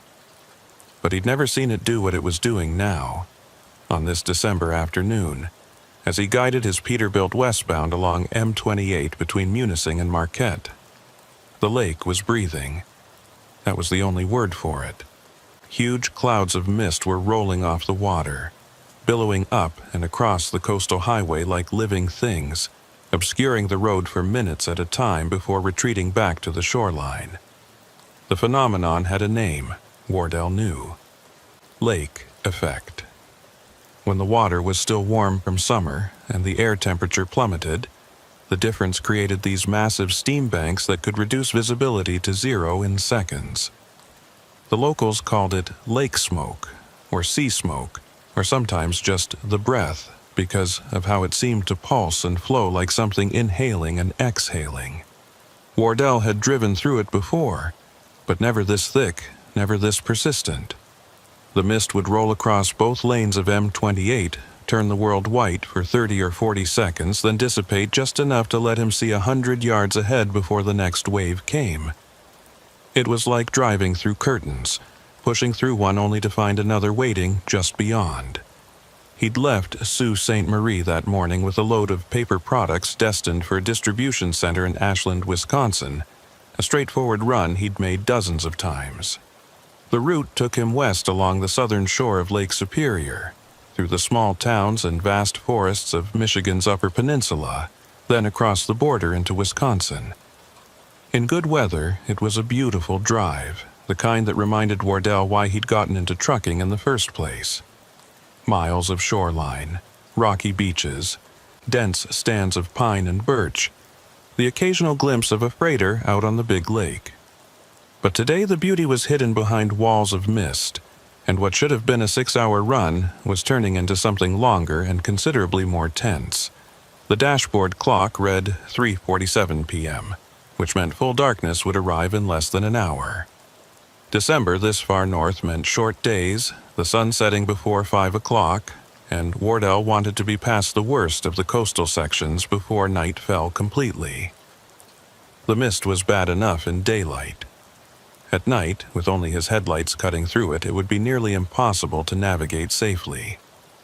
He'd been keeping his speed down to 45, sometimes dropping to 35 when the thickest banks rolled across the highway, and even at that cautious pace he felt like he was pushing his luck. The CB radio was quiet except for occasional static. No other drivers reporting their positions or road conditions. Wardell was alone out here, or felt like it anyway, separated from the rest of the world by these walls of white. He was about 15 miles east of Marquette when he noticed the first sign that something wasn't right. A green highway sign emerged from the mist ahead, the kind that indicated services at the next exit. It showed symbols for gas, food, and lodging, with an arrow pointing to a right-hand exit half a mile ahead. Wardell didn't remember an exit here, not on this particular stretch of road, but that didn't necessarily mean anything. New services opened all the time, and it had been maybe 6 months since his last run through the UP. Maybe someone had built a new truck stop or rest area. The mist was thick enough that he almost missed the actual exit, a narrow ramp peeling off to the right into what looked like dense forest. He wasn't planning to stop, didn't need fuel or food yet, but something made him slow down and look more carefully as he passed. The exit ramp was there, clearly visible for just a moment before the mist swallowed it again. But something about it looked odd. The pavement seemed darker than the main highway, older, maybe, and there were no tire marks visible in the light dusting of snow that had fallen earlier. No one had used this exit recently, which was strange for a service area that supposedly offered gas and food. Wardell filed the observation away and kept driving, but the unease that had been building since he'd first encountered the heavy mist deepened. He grabbed his CB microphone and keyed it. Westbound on M28 about 15 east of Marquette. Anybody out there monitoring? Static. He tried again. Any drivers familiar with this area? Is there a service exit about 15 miles east of Marquette? Just past a sign for gas and food, but I don't remember it being there. No response. The CB remained silent except for that low background hiss that seemed to match the rhythm of the mist rolling across the highway. Wardell hung up the mic and adjusted his grip on the steering wheel. His hands were stiff from gripping it too tightly, his shoulders tense from hunching forward to peer through the windshield. He made a conscious effort to relax, rolling his shoulders, flexing his fingers. Getting tense made you drive worse, made you overcorrect and second-guess yourself. He needed to stay calm, stay focused, and get through this mist bank. Once he reached Marquette, he could stop, take a break, wait for conditions to improve before continuing west toward Wisconsin. The next wave of mist was the thickest yet.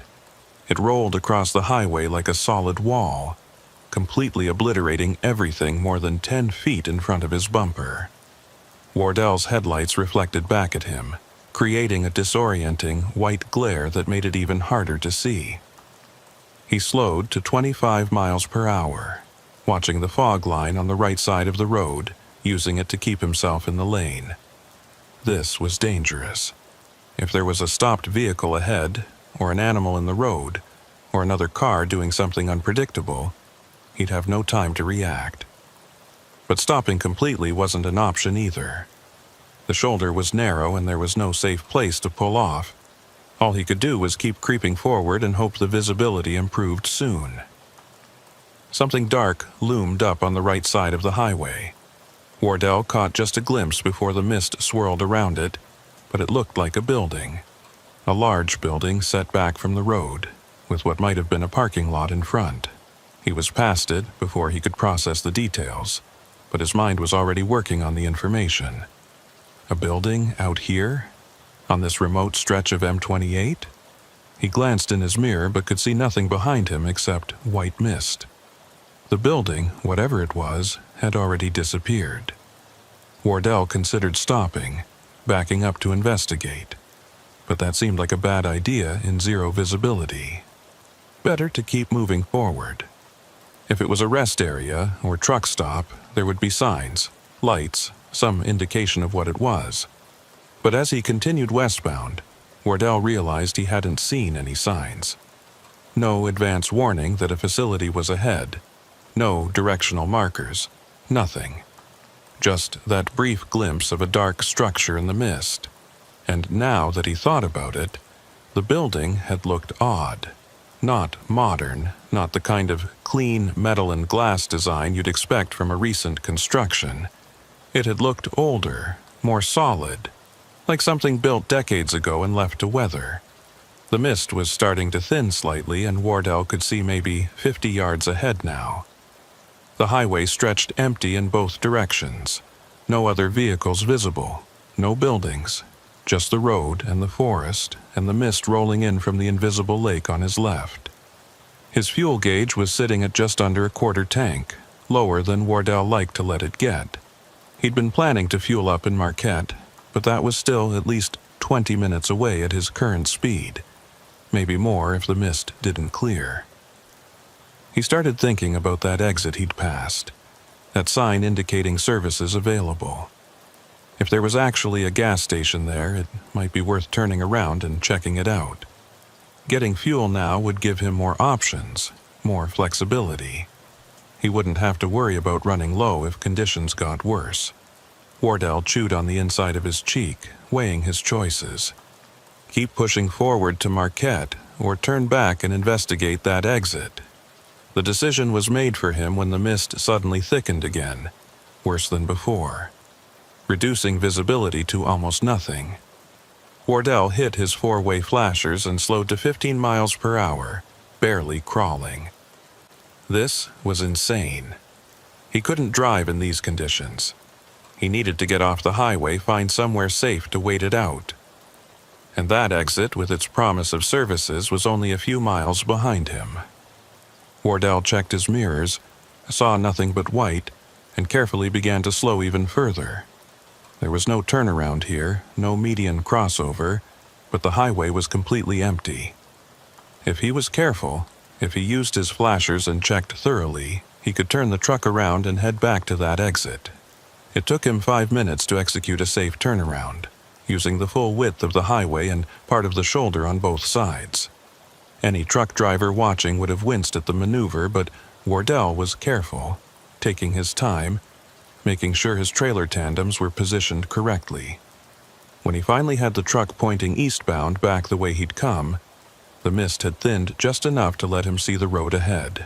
He put the transmission in gear and started back, watching for the exit sign, watching for that dark building he'd glimpsed. His CB radio crackled suddenly, making him jump. A voice came through, male and distorted by static. Westbound traffic be advised. M28 is closing east of Marquette due to visibility. Do not attempt. The transmission cut off mid-sentence, replaced by silence. Wardell grabbed the microphone. "Say again, I didn't copy your full transmission. Are they closing M28? No response. He tried again, switching to Channel 9, the emergency channel. Still nothing. The radio had gone completely dead, not even static now, as if someone had unplugged it. Wardell tapped the unit, checked the power connection, but everything looked fine.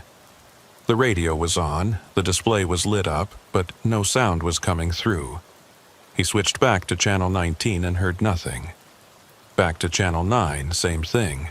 The radio was dead, which meant he was driving into this mist with no way to communicate, no way to hear warnings or reports from other drivers or authorities. The exit appeared sooner than he expected, emerging from the mist like something materializing from thin air. The sign was there, the same green highway sign with symbols for gas, food, and lodging. But now that Wardell was looking at it more carefully, he noticed details that bothered him. The sign was old, the reflective surface dulled by years of weather, the metal frame showing rust at the edges. The symbols were in an older style too, not the modern standardized designs used on current highway signs. This sign looked like it had been standing here for 30 or 40 years, which didn't match with his memory of this area. He'd driven M28 dozens of times and he'd never seen this exit before. But he needed fuel, and he needed to get off the road, and this was his only option. Wardell took the exit, his truck rumbling down the narrow ramp into what looked like increasingly dense forest.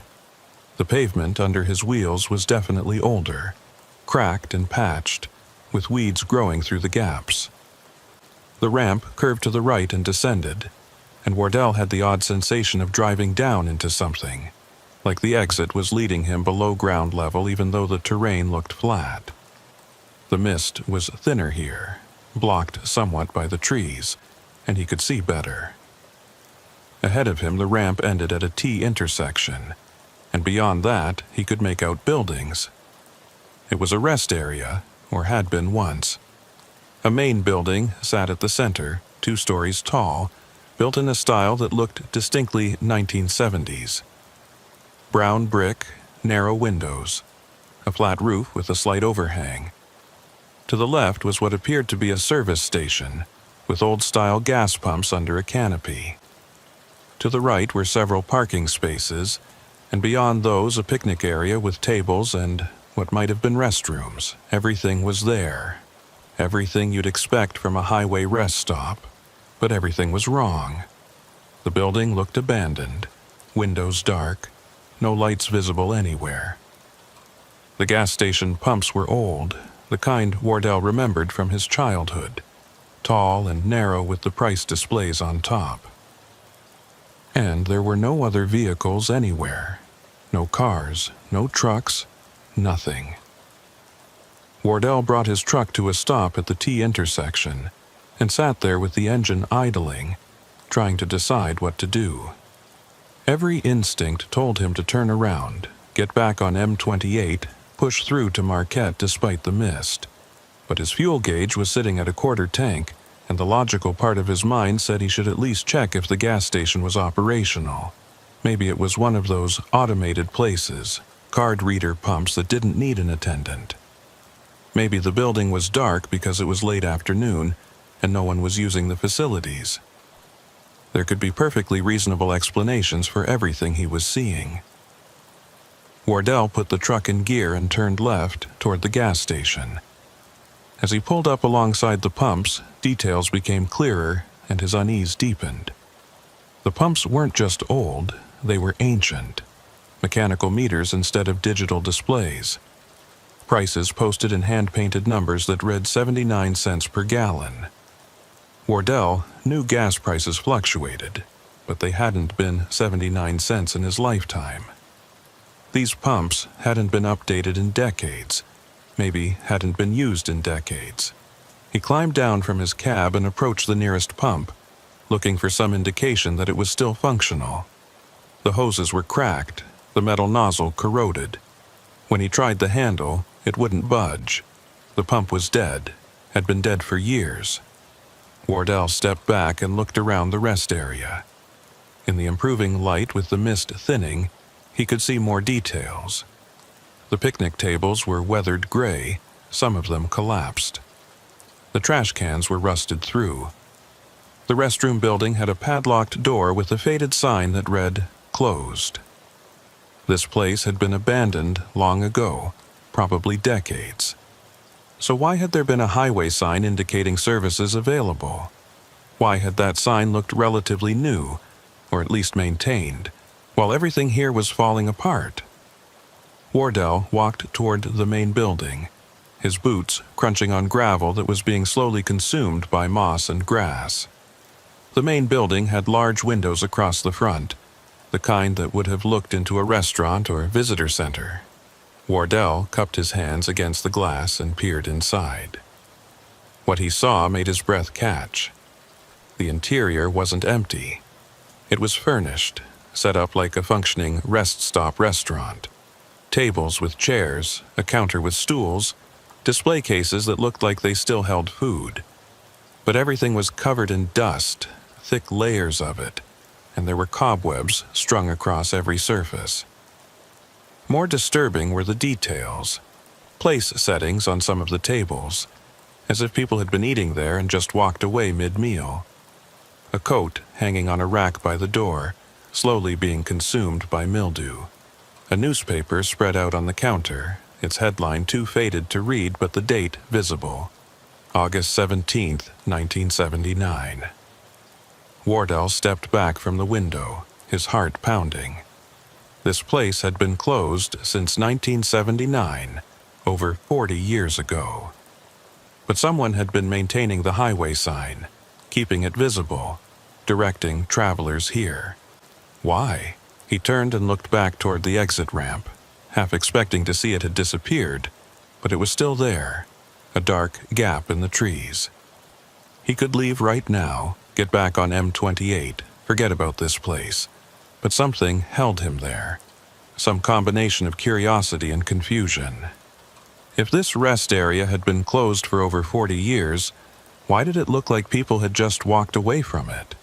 Why wasn't it completely stripped and vandalized? How had it remained so preserved, so frozen in time? He walked along the front of the building, looking for another entrance, and found a door marked "Office, Staff Only." The door was unlocked, the knob turning easily under his hand. Wardell pushed it open and peered inside. A short hallway, more doors leading off it, dim light filtering through dusty windows. He shouldn't go in there, he knew. This was trespassing. And more than that, it felt wrong. Felt like violating something that should be left alone. But his hand was already pushing the door wider, his feet already carrying him across the threshold into the building. The air inside was cold, cold enough that his breath fogged, and it smelled of dust and decay and something else. Something that reminded him of the lake, of wet stone and deep water. The hallway led to what looked like a manager's office. More newspapers on the desk, all from 1979. A calendar on the wall turned to August with several dates circled in red marker. Photographs in frames showing the rest stop in its prime, cars and trucks from the 70s filling the parking lot, families at the picnic tables. Wardell picked up one of the newspapers and scanned the headline. Upper Peninsula braces for early winter storm. The article below talked about an unusual weather system moving in from Canada, bringing unseasonably cold temperatures and the potential for heavy snow. Strange to read about winter storms in an August paper, but Michigan weather was notoriously unpredictable. A sound from deeper in the building made Wardell freeze. A creak, like footsteps on old floorboards. He listened, barely breathing, but heard nothing more. Just the building settling, he told himself. Old structures made noise, but his skin was crawling, and every survival instinct he possessed was screaming at him to get out. Wardell set down the newspaper and walked quickly back toward the entrance. As he reached the door, he heard the sound again, closer this time. Definitely footsteps, and they were coming from the direction of the restaurant. Someone was in the building with him. Wardell didn't wait to see who it was. He pushed through the door and walked quickly toward his truck, forcing himself not to run. Running would make him look foolish if this was just a security guard or maintenance worker. But when he reached his truck and climbed into the cab, when he looked back at the building, he saw a figure standing in one of the windows. Too far away and too backlit to make out details, but definitely a person standing motionless and watching him. Wardell started his engine and put the truck in gear, backing away from the gas pumps. The figure in the window didn't move, didn't wave, didn't react at all, just stood there watching as Wardell turned his truck around and headed back toward the exit ramp. As he drove up the ramp toward M28, Wardell glanced in his mirror one last time.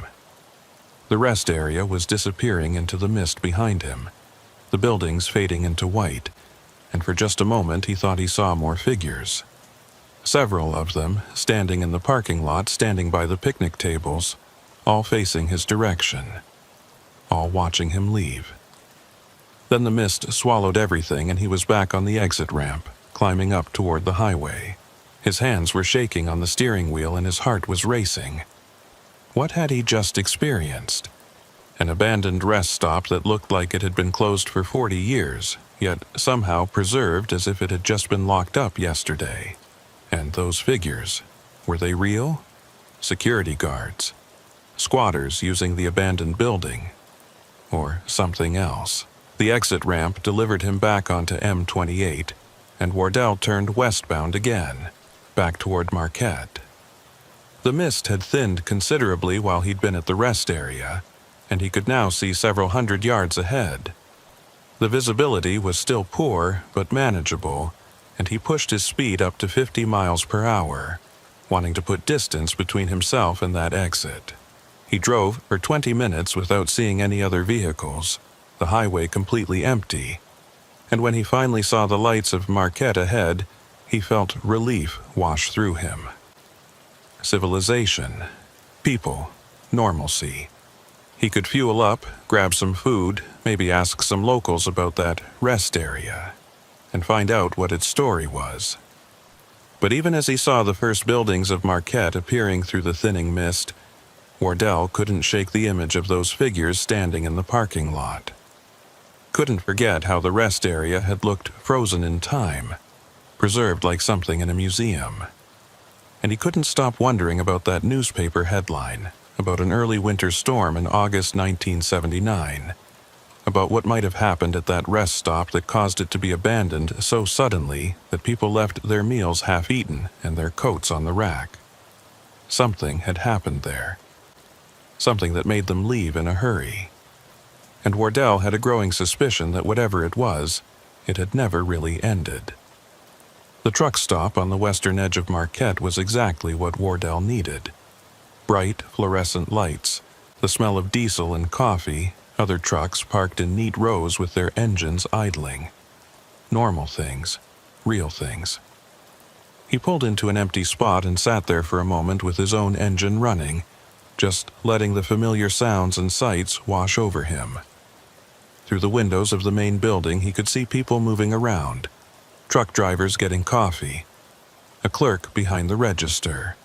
Everything was solid and present and undeniably real, and Wardell felt the tension in his shoulders begin to ease. He climbed down from his cab and headed inside, the bells on the door jingling as he pushed through. The warmth hit him immediately, along with the combined scent of hot dogs on rollers, burnt coffee, and that indefinable truck stop smell that was the same everywhere from Maine to California.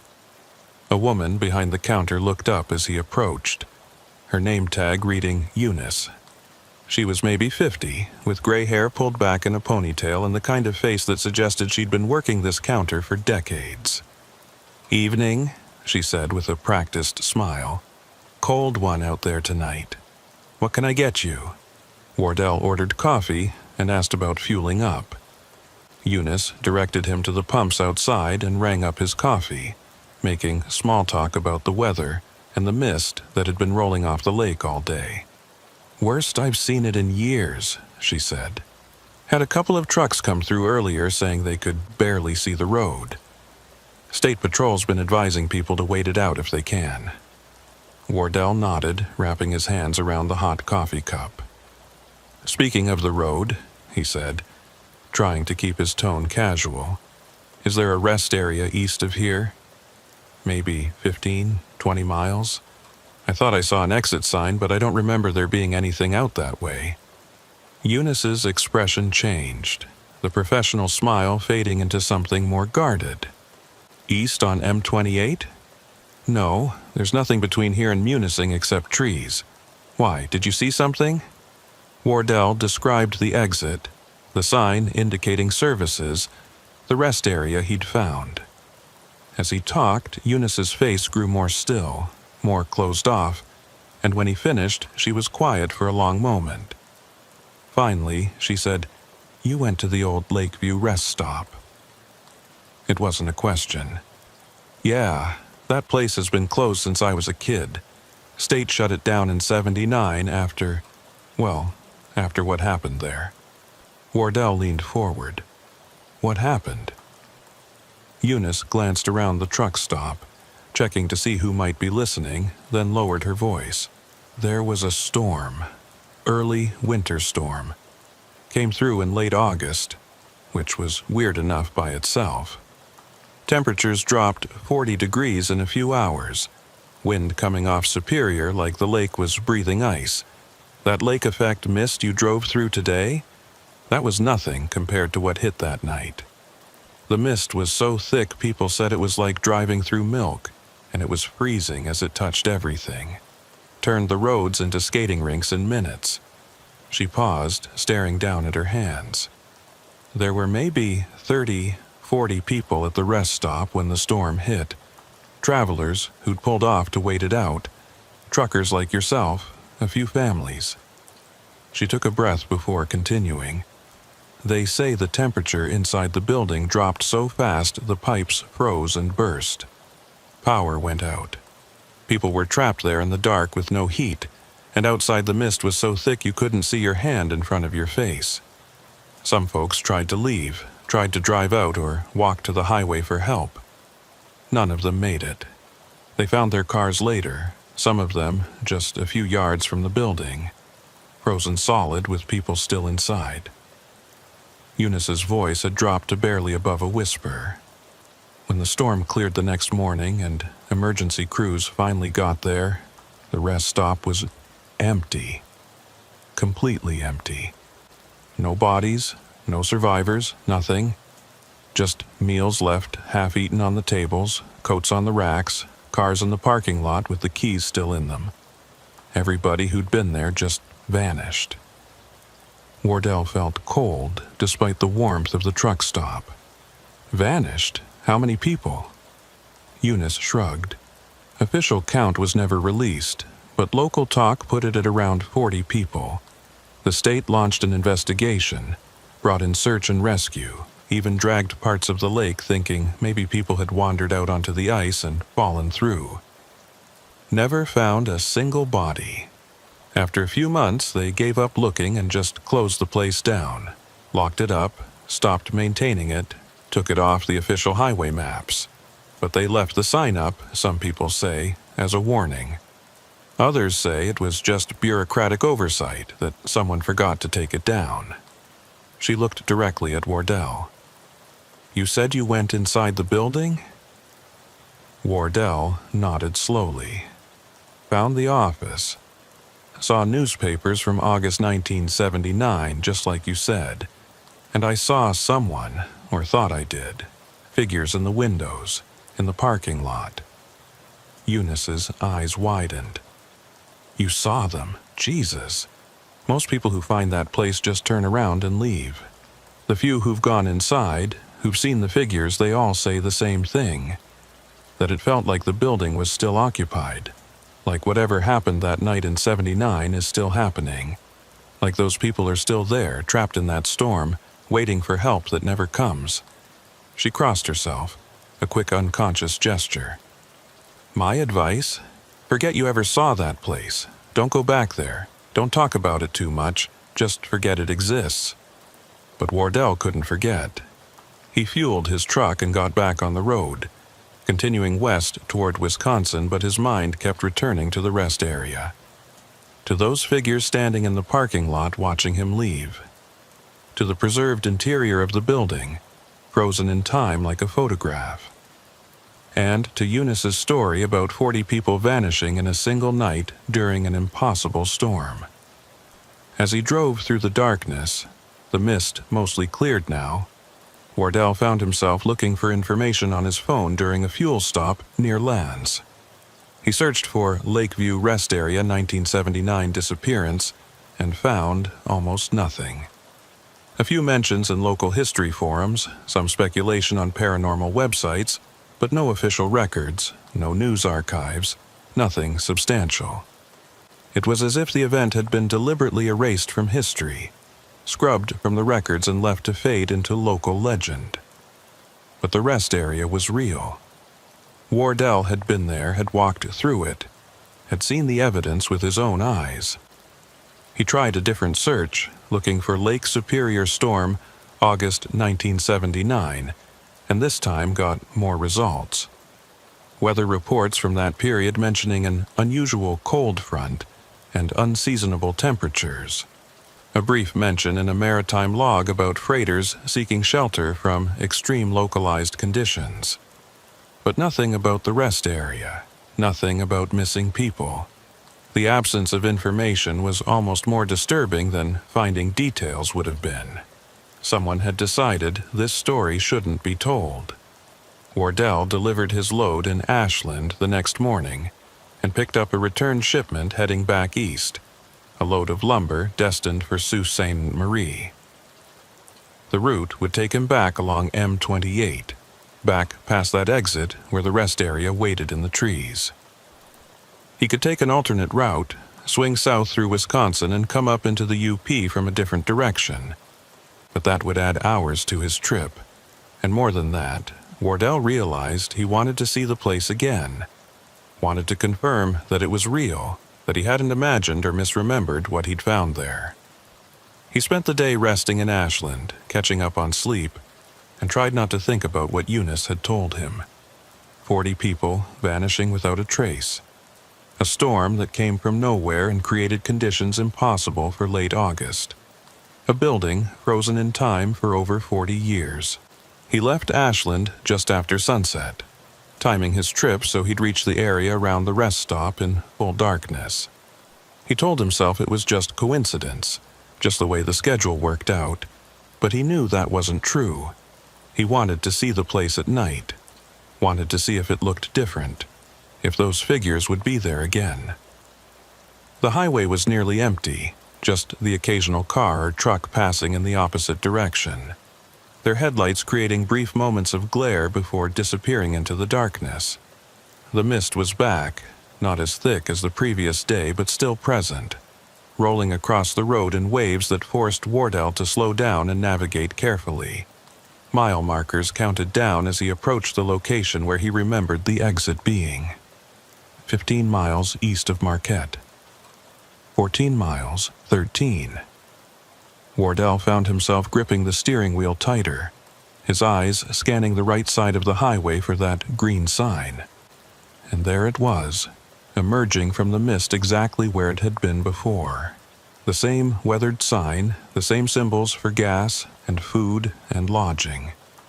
Wardell slowed down, put on his turn signal even though there was no one behind him, and took the exit. The ramp descended into the trees, the pavement cracked and overgrown, and Wardell felt like he was driving into the past, into a pocket of time that existed separate from the present. The rest area appeared ahead, and Wardell's breath caught. The place was lit, not brightly, but there were lights on in the main building, warm yellow lights spilling from the windows. The gas station canopy had lights too, and the parking lot lights were working, casting pools of illumination across the cracked pavement. And there were vehicles, maybe a dozen of them, cars and trucks from what looked like the 1970s, parked in neat rows, as if their owners were inside having a meal or using the restrooms. Wardell brought his truck to a stop at the entrance to the parking lot, his heart pounding. This wasn't possible. Yesterday the place had been dark and abandoned. Now it looked operational, looked like a functioning rest stop from 45 years ago. He sat there for a long moment, engine idling, trying to decide what to do. Every rational part of his brain screamed that he should turn around and leave, get back on M28 and forget he'd ever seen this place. But curiosity and something else, something that felt almost like obligation, pulled him forward. He put the truck in gear and crept into the parking lot, finding a space away from the other vehicles. Up close, he could see that the cars and trucks were all from the 70s, just as he'd thought. A Chevrolet Impala, a Ford station wagon, a couple of big rigs that looked like they belonged in a trucking museum. All of them in remarkably good condition, no rust, no damage, as if they'd been preserved perfectly for decades. Wardell climbed down from his cab and approached the main building. Through the windows he could see people inside. They were sitting at tables, standing at the counter, moving around in ways that suggested normalcy and life. But something was wrong with the way they moved. Something Wardell couldn't quite define. Their movements were slightly off, slightly too slow or too smooth, like watching footage played back at the wrong speed. He reached the entrance and pulled open the door, and warmth and sound washed over him. Conversation, the clink of dishes, the hiss of a coffee maker, the smell of hamburgers cooking and cigarette smoke. Inside, the rest stop looked exactly as it must have in 1979. Avocado green countertops, orange vinyl booth seats, wood-paneled walls.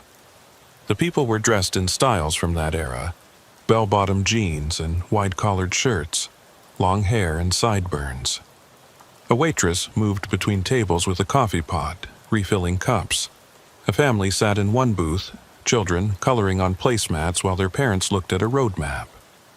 Everything looked normal, lived in, real. Except no one was looking at Wardell. No one had turned when he entered. No one seemed to notice a modern truck driver in a down jacket standing in the doorway. He was invisible to them, or they were so absorbed in their own existence that they couldn't perceive him. Wardell walked slowly into the restaurant, and the sounds changed quality. The conversations became hollow, echoing, as if they were happening in a much larger space than this small building. He could hear individual words now, fragments of dialogue. A man talking about the weather, saying the temperature had dropped 20 degrees in the last hour. A woman saying they should wait it out, that the roads would be too dangerous to drive.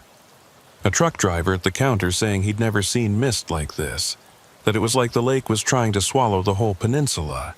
They were talking about the storm, about the night in 1979 when 40 people vanished. And Wardell realized with growing horror that he was watching that night play out, seeing the hours before the disappearance as if it was still happening.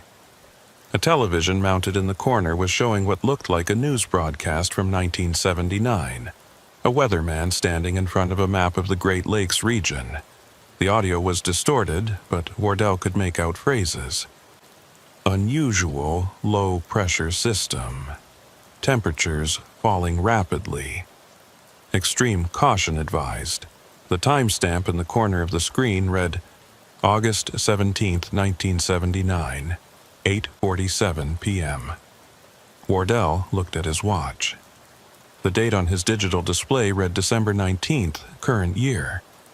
But the broadcast was showing August 17, 1979. Time was wrong here. Or rather, time was doubled, two periods existing simultaneously in the same space. He walked through the restaurant, and the people continued to ignore him. Or maybe they couldn't see him. Maybe he was the ghost here, the visitor from the future intruding on their final hours. Wardell reached the counter and looked at the food under the heat lamps. Hamburgers, hot dogs, fries. All of it looked fresh, hot, recently cooked. But when he reached out to touch one of the plates, his hand passed through it as if the food wasn't really there. It was an image, a recording, a memory of food that had existed decades ago. Everything here was like that, he realized. Real enough to see and hear, but not substantial enough to touch. Except the building itself, that had been solid. He'd walked through it, touched the newspapers, felt the cold air. The door to the rest stop opened and more people entered. A family with 3 children. They were talking urgently, the father saying they needed to get off the road before the storm got worse. The mother was carrying a small child who was crying, upset by the sudden cold and the frightening weather. They found a booth and sat down, and the waitress brought them menus and coffee. Wardell watched them. Watched the father trying to comfort his children, telling them everything would be fine. They'd wait out the storm and be back on the road in the morning. But Wardell knew that wouldn't happen, knew that these people would never leave this building, would vanish along with everyone else when the storm reached its peak. He wanted to warn them, wanted to tell them to get back in their car and drive, take their chances on the highway rather than staying here. But he knew it was pointless. This wasn't really happening. This was a recording, a loop, the past playing over and over in this space that had somehow become unstuck from normal time. Wardell walked toward the back of the restaurant, toward a hallway that led to the restrooms and what looked like a rear exit. The sounds behind him were fading, becoming more distant and hollow, and he could feel the temperature dropping. The warmth of the restaurant was an illusion, he realized. The real temperature here was much colder. The hallway was darker, the fluorescent lights flickering. Wardell could see his breath now, white clouds forming with each exhalation. The walls were developing a thin coating of frost, ice crystals spreading in delicate patterns across the wood paneling. He was seeing the storm arrive, seeing what had happened in the hours before the disappearance. The rear exit door was partially open, and through the gap, Wardell could see the parking lot. The mist was rolling in, thicker than anything he'd encountered the previous day, so dense it looked almost solid. And it was moving wrong, not drifting randomly but flowing in deliberate patterns, as if it had intention, as if it was seeking something. Wardell pushed the door open wider and stepped out into the parking lot. The cold hit him like a physical blow, so intense it drove the air from his lungs. The temperature had to be below 0, maybe well below, and the mist was freezing as it touched surfaces coating everything in ice. The vehicles in the parking lot were already encased, their windows frosted over, ice building up on the bodies and wheels. And in the mist, moving through it, Wardell saw figures. Not the people from inside the restaurant, but something else. Shapes that were almost human but not quite. Tall and thin and moving with that same wrong quality he'd noticed in the restaurant patrons. They were walking between the vehicles, peering into windows, and wherever they moved, the ice grew thicker. One of the figures turned toward Wardell, and he got a glimpse of what might have been a face. Pale, featureless, like a mask of ice. No expression, no eyes or mouth. Just a blank surface that somehow suggested awareness.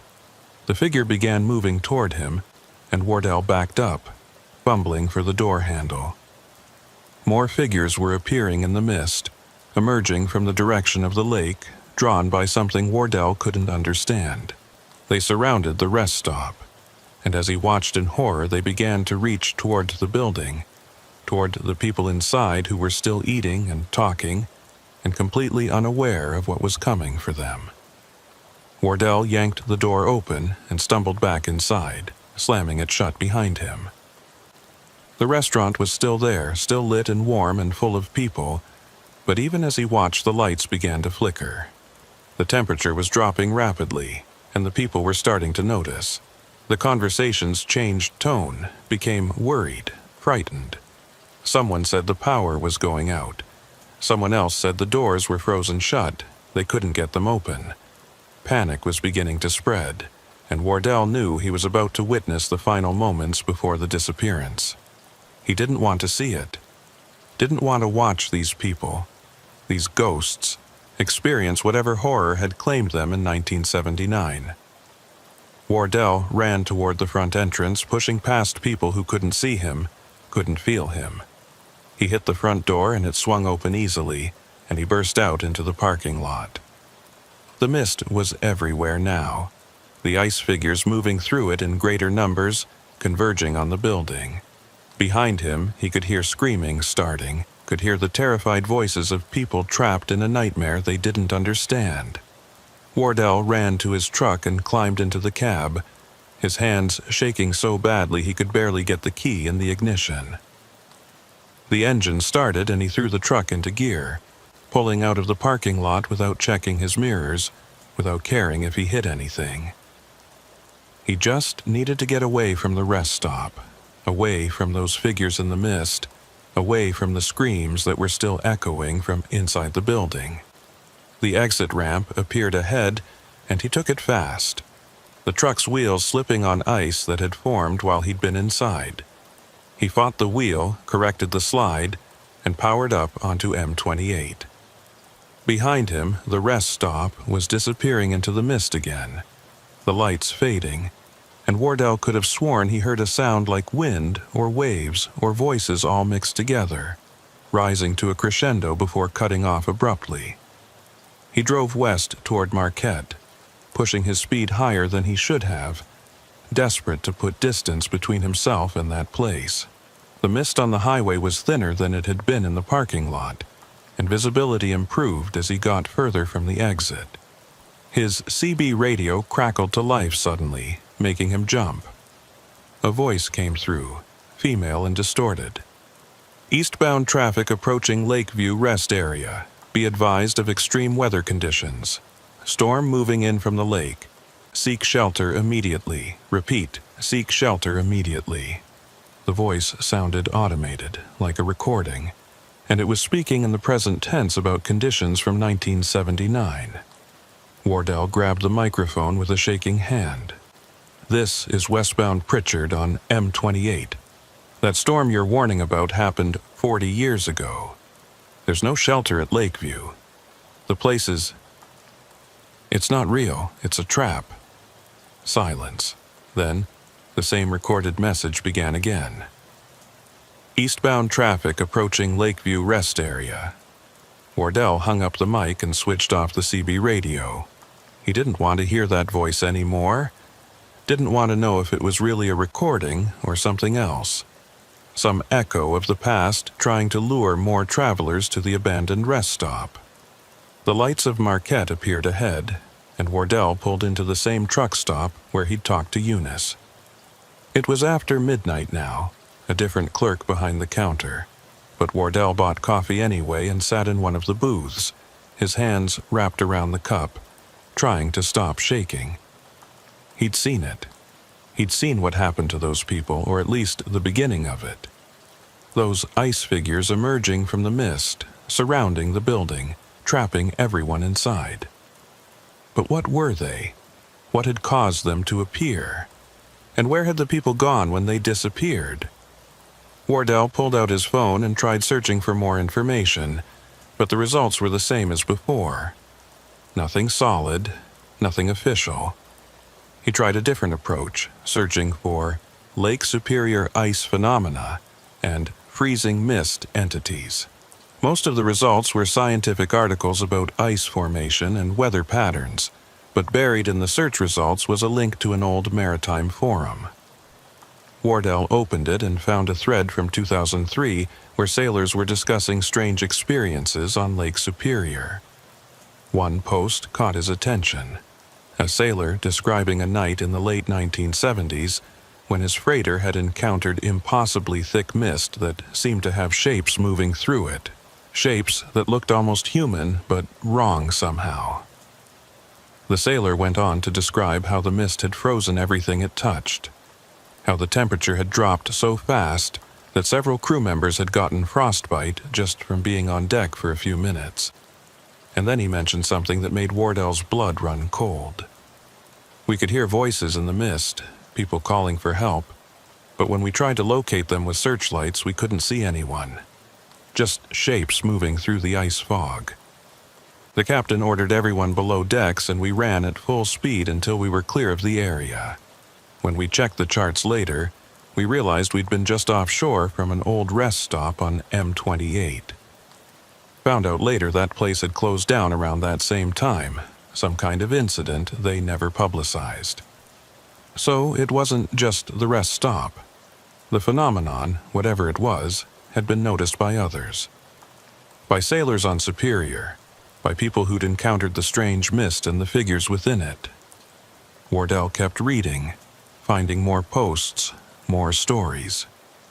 A pattern emerged. The sightings always happened in late fall or early winter, always involved the thick lake effect mist, and always seemed to be concentrated along certain sections of the coastline.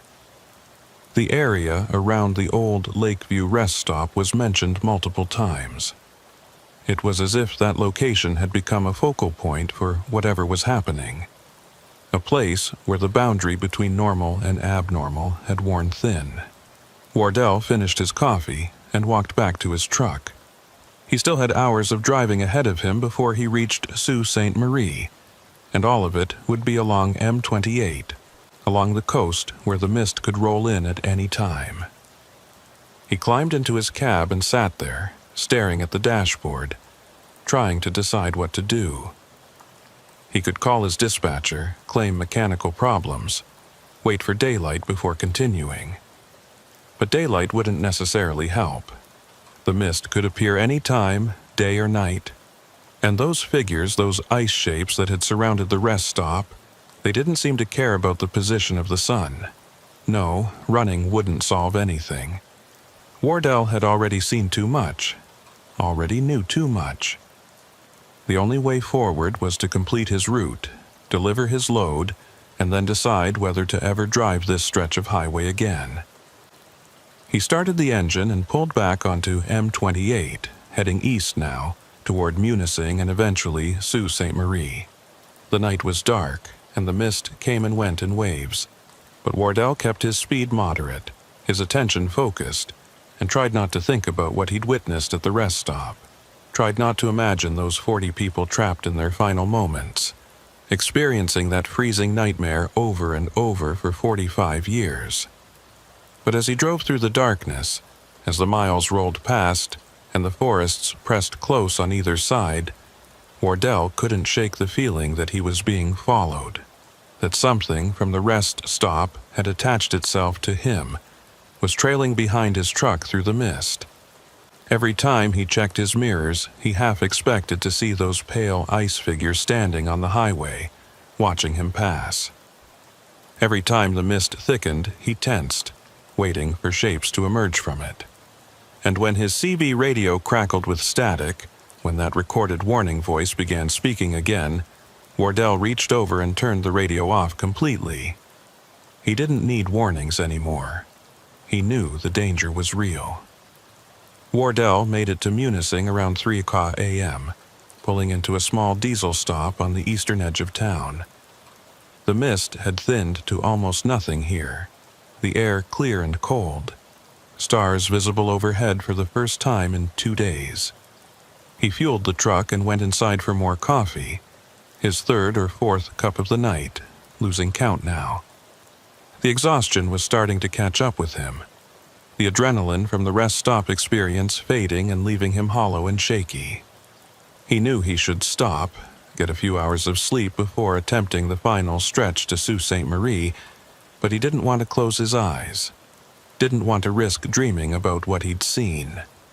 The clerk at the Munising fuel stop was a young guy, maybe 25, with the bored expression of someone working the graveyard shift. He rang up Wardell's coffee without much interest, but when Wardell asked about road conditions east toward the Sioux, the clerk's demeanor changed. "You're heading east? Tonight?" Wardell nodded. "Got a delivery schedule to keep." The clerk shook his head slowly. Might want to reconsider that. Mist has been coming and going all week along the coast road. Had a couple of cars go off into the ditches, one semi-jackknifed near Grand Marais. State Patrol's been advising people to stick to the inland routes if possible. Wardell considered this. The inland route would add time and distance, taking him south through Manistique before swinging back north to the Sioux, but it would avoid the coastal sections of M28, would keep him away from the shoreline where the mist rolled in. "How's the weather forecast looking?" he asked. The clerk pulled up something on his phone, scrolling through weather reports. "Says clear for the next 12 hours, but you know how it is up here. Lake Superior makes her own weather. Forecast doesn't mean much when the big lake decides to breathe." That phrase again. The lake breathing. Wardell paid for his coffee and walked back to his truck, weighing his options. He was about to climb into the cab when he noticed something on his windshield. Not ice, not frost, but something else. A pattern, delicate and intricate, drawn in what looked like condensation. Except the pattern was too precise, too deliberate to be random. It showed a road, a curving line that could have been M28, and at one point along the road there was a symbol that looked almost like a warning sign. Wardell reached out to touch it, and the pattern disappeared, evaporating instantly as his finger made contact. He stood there for a moment, staring at the clean windshield, wondering if he'd really seen it, or if exhaustion was making him hallucinate. A voice behind him made him turn. "You saw it too, didn't you?" An older man was standing near one of the fuel pumps, filling up a battered pickup truck. He was maybe 70, with a weathered face and the kind of eyes that had seen too much. Wardell didn't pretend to misunderstand. "The rest stop? Yeah, I saw it." The old man nodded slowly. "Figured you had. You got that look. Same look I had back in '85 when I stumbled across that place. Thought I was losing my mind at first, seeing a building that shouldn't exist, full of people who'd been dead for years." He finished fueling and walked over to Wardell. "Name's Nolan Voss. Used to drive tow truck for the county, pulled a lot of cars out of ditches along M28. Saw things that didn't make sense, especially in winter when the mist comes." Wardell introduced himself, and Nolan seemed to relax slightly, as if finding someone else who understood was a relief. "That rest stop, it's not the only strange thing along this stretch of coast," Nolan said. "The whole area, from about Marquette east to Grand Marais, it's got a reputation. Locals know to be careful, especially when the mist rolls in. Something about the way the lake interacts with the land here, the temperature differences, the geology. I don't know the science of it. But things happen here that don't happen other places. Time gets funny. People see things, experience things that can't be explained." He paused. "You planning to keep driving east tonight?" Wardell nodded. "Got a delivery to make." Nolan's expression turned serious. "Then you need to know something. If you see that exit again, if you see the sign for the rest stop, don't take it. No matter how bad the weather gets, no matter how tempting it is to pull off and wait things out, don't go back there. Because every time someone goes, it gets harder to leave. The place wants people, wants to add to the number that disappeared that night. And eventually, if you go back enough times, you won't be able to leave at all. You'll become part of it, part of the loop, stuck in 1979 forever."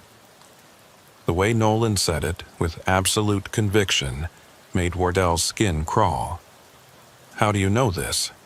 Nolan looked away toward the dark expanse of forest beyond the fuel stop. "Because I went back. After my first visit, I couldn't stop thinking about it, couldn't let it go. So I went back multiple times, trying to understand, trying to document it. And each time it got harder to leave. The last time, I almost didn't make it out. I felt something pulling at me, trying to keep me there. And I barely got to my truck before..." He trailed off, then looked back at Wardell. Before I became one of them. One of the figures in the parking lot watching new visitors arrive, unable to warn them, unable to do anything but watch. Wardell felt cold despite his heavy jacket. But you did get out. Nolan nodded, barely, and I swore I'd never go near that exit again. Haven't driven M28 at night in almost 40 years because of it. Stick to daylight, stick to clear weather, and I've been fine. But you're heading into the worst section right now. Middle of the night, mist likely to come back. You need to be prepared. If you see the exit, if you see the sign, just keep driving. Don't even slow down to look. And if your CB radio starts broadcasting that warning message, turn it off. Don't listen to it. That voice, it's designed to pull you in, to make you think you're helping by going there. They talked for another 20 minutes. Nolan sharing details about his experiences, about other drivers who'd encountered the rest stop over the years. Some had gotten out safely. Others had disappeared, their trucks found abandoned along M28 with no sign of the drivers. The official explanations were always the same. Driver error, wandered off into the woods in confusion, fell through ice. Any number of rational possibilities. But Nolan and the other locals knew the truth. The rest stop was still claiming victims, still adding to the count from that night in 1979. Why does it happen? Wardell asked. What causes it? Nolan shrugged. Nobody knows for sure. Some say it's the lake, that Superior is so big and so cold and so old that it's developed a kind of consciousness, or at least a presence. Others say it's geological, some kind of magnetic anomaly that affects time and space. My personal theory? I think those people who disappeared in '79, I think they're trapped in the moment of their deaths, and they're trying to reach out, trying to find a way back to the living world. And the only way they can do that is by pulling new people in to take their places. It was a grim theory, and it made a horrible kind of sense. Wardell thanked Nolan for the information and climbed into his truck. As he started the engine, Nolan walked over one more time. One last thing, the old man said.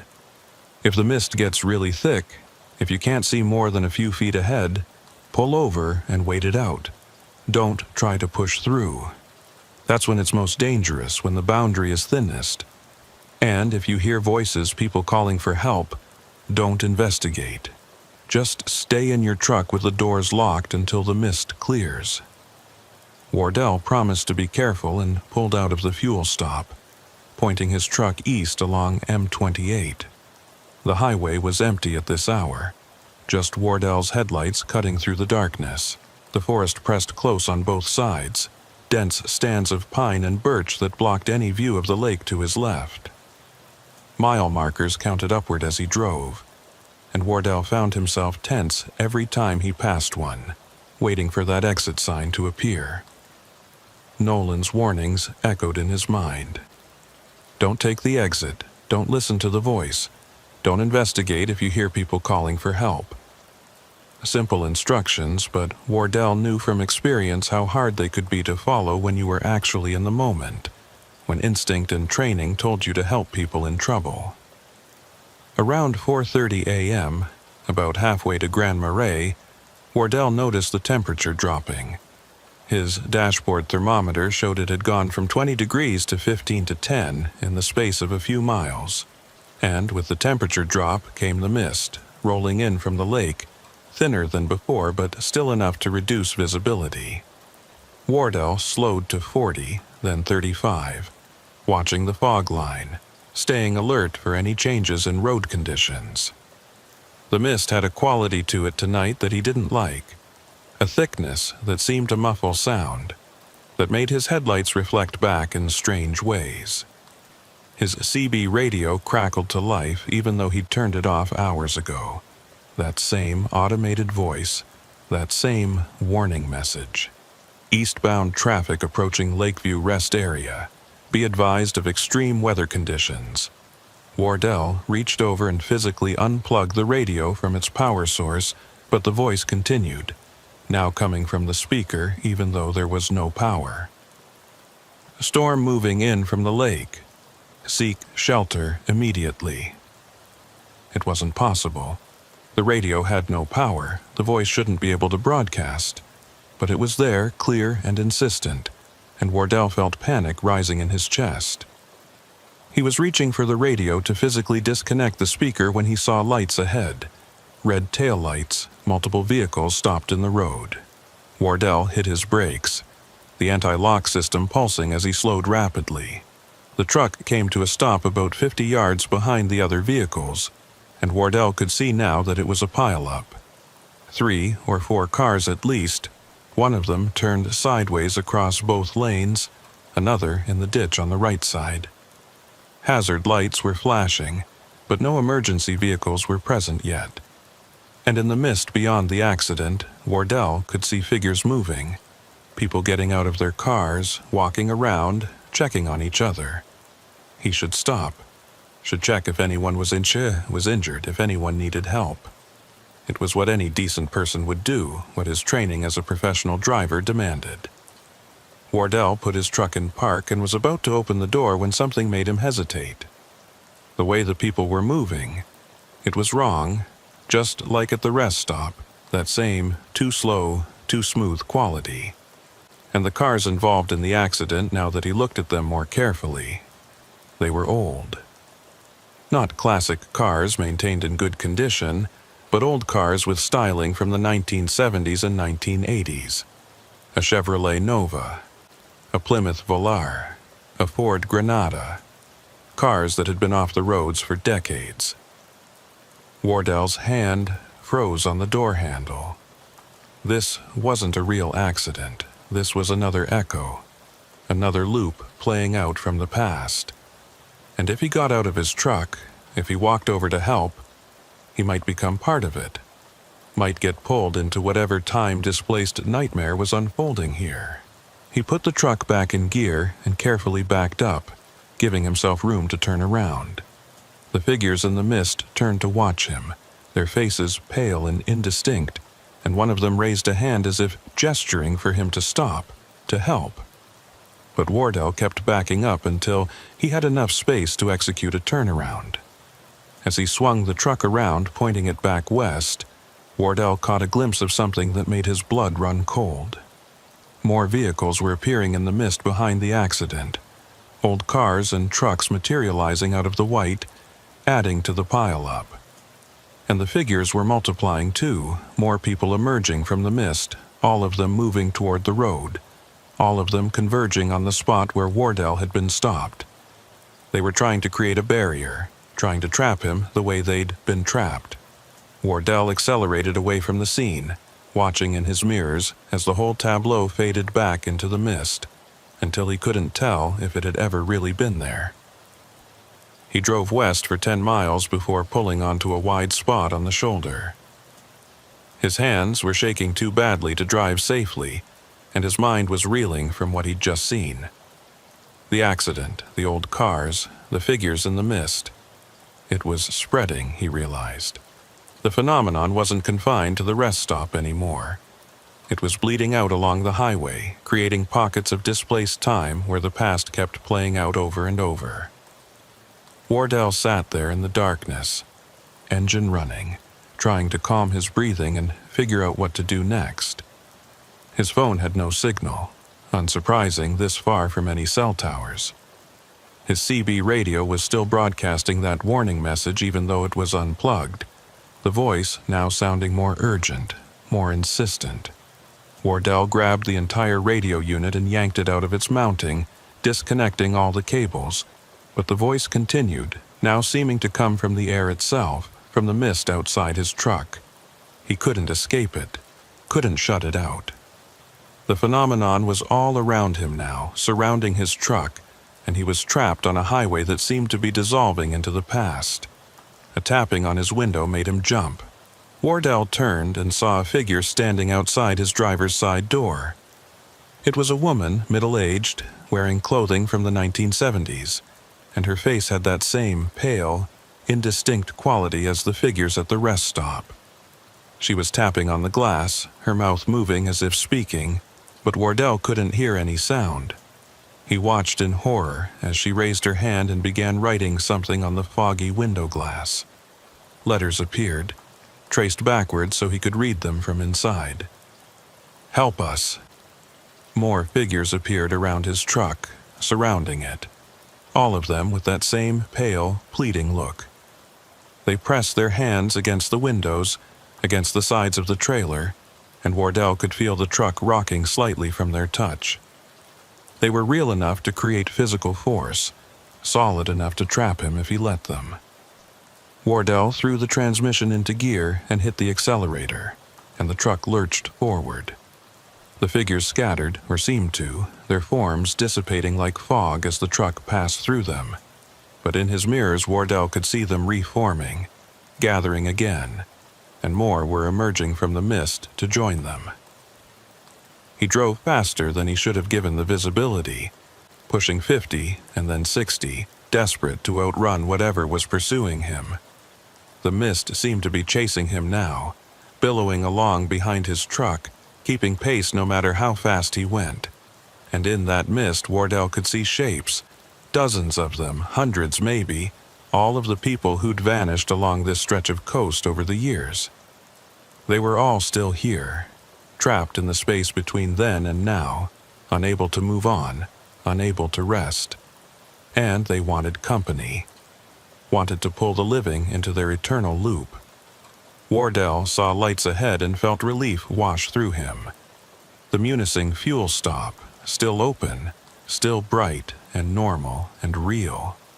He pulled in too fast, his trailer swinging wide, and brought the truck to a stop near the building. The clerk came to the door, looking concerned, and Wardell jumped down from his cab and ran toward the light. Behind him, the mist was piling up at the edge of the fuel stop parking lot, as if unable or unwilling to cross onto the property. The figures were there too, visible in the white, watching him. But they didn't follow.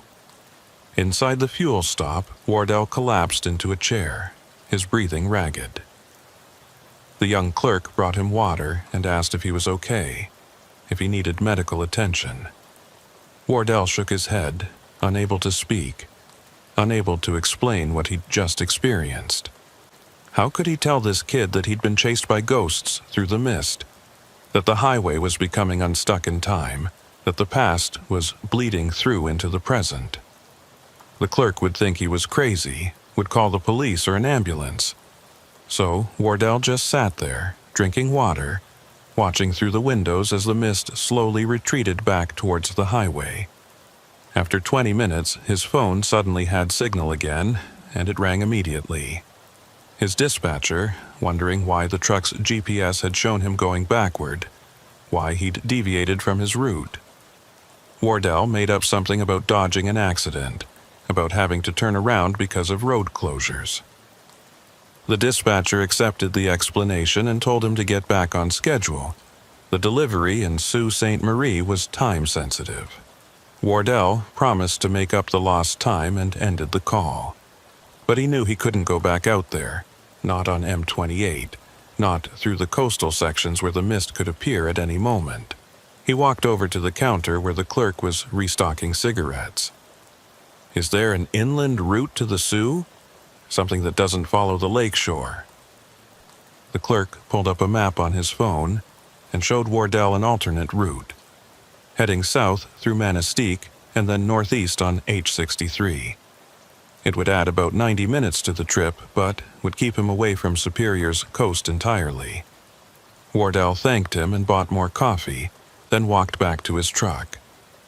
The mist had retreated completely now, the air clear, but Wardell knew it was just waiting for him to get back on M28, to drive into its embrace. Instead, he took the southern route, following the clerk's directions, putting miles between himself and the coast. The drive was longer, but uneventful, the roads clear. No mist, no figures, no echoes from the past. Wardell delivered his load in Sault Ste. Marie just after noon, apologized for the delay, and immediately called his dispatcher to request different routes for future runs. No more M28. No more coastal highways along Superior. He didn't care if it cost him money or convenience. He was done with that stretch of road. But that night, in a motel room in the Sioux, Wardell couldn't sleep. Every time he closed his eyes, he saw those figures in the mist, saw that woman writing, "Help us," on his window.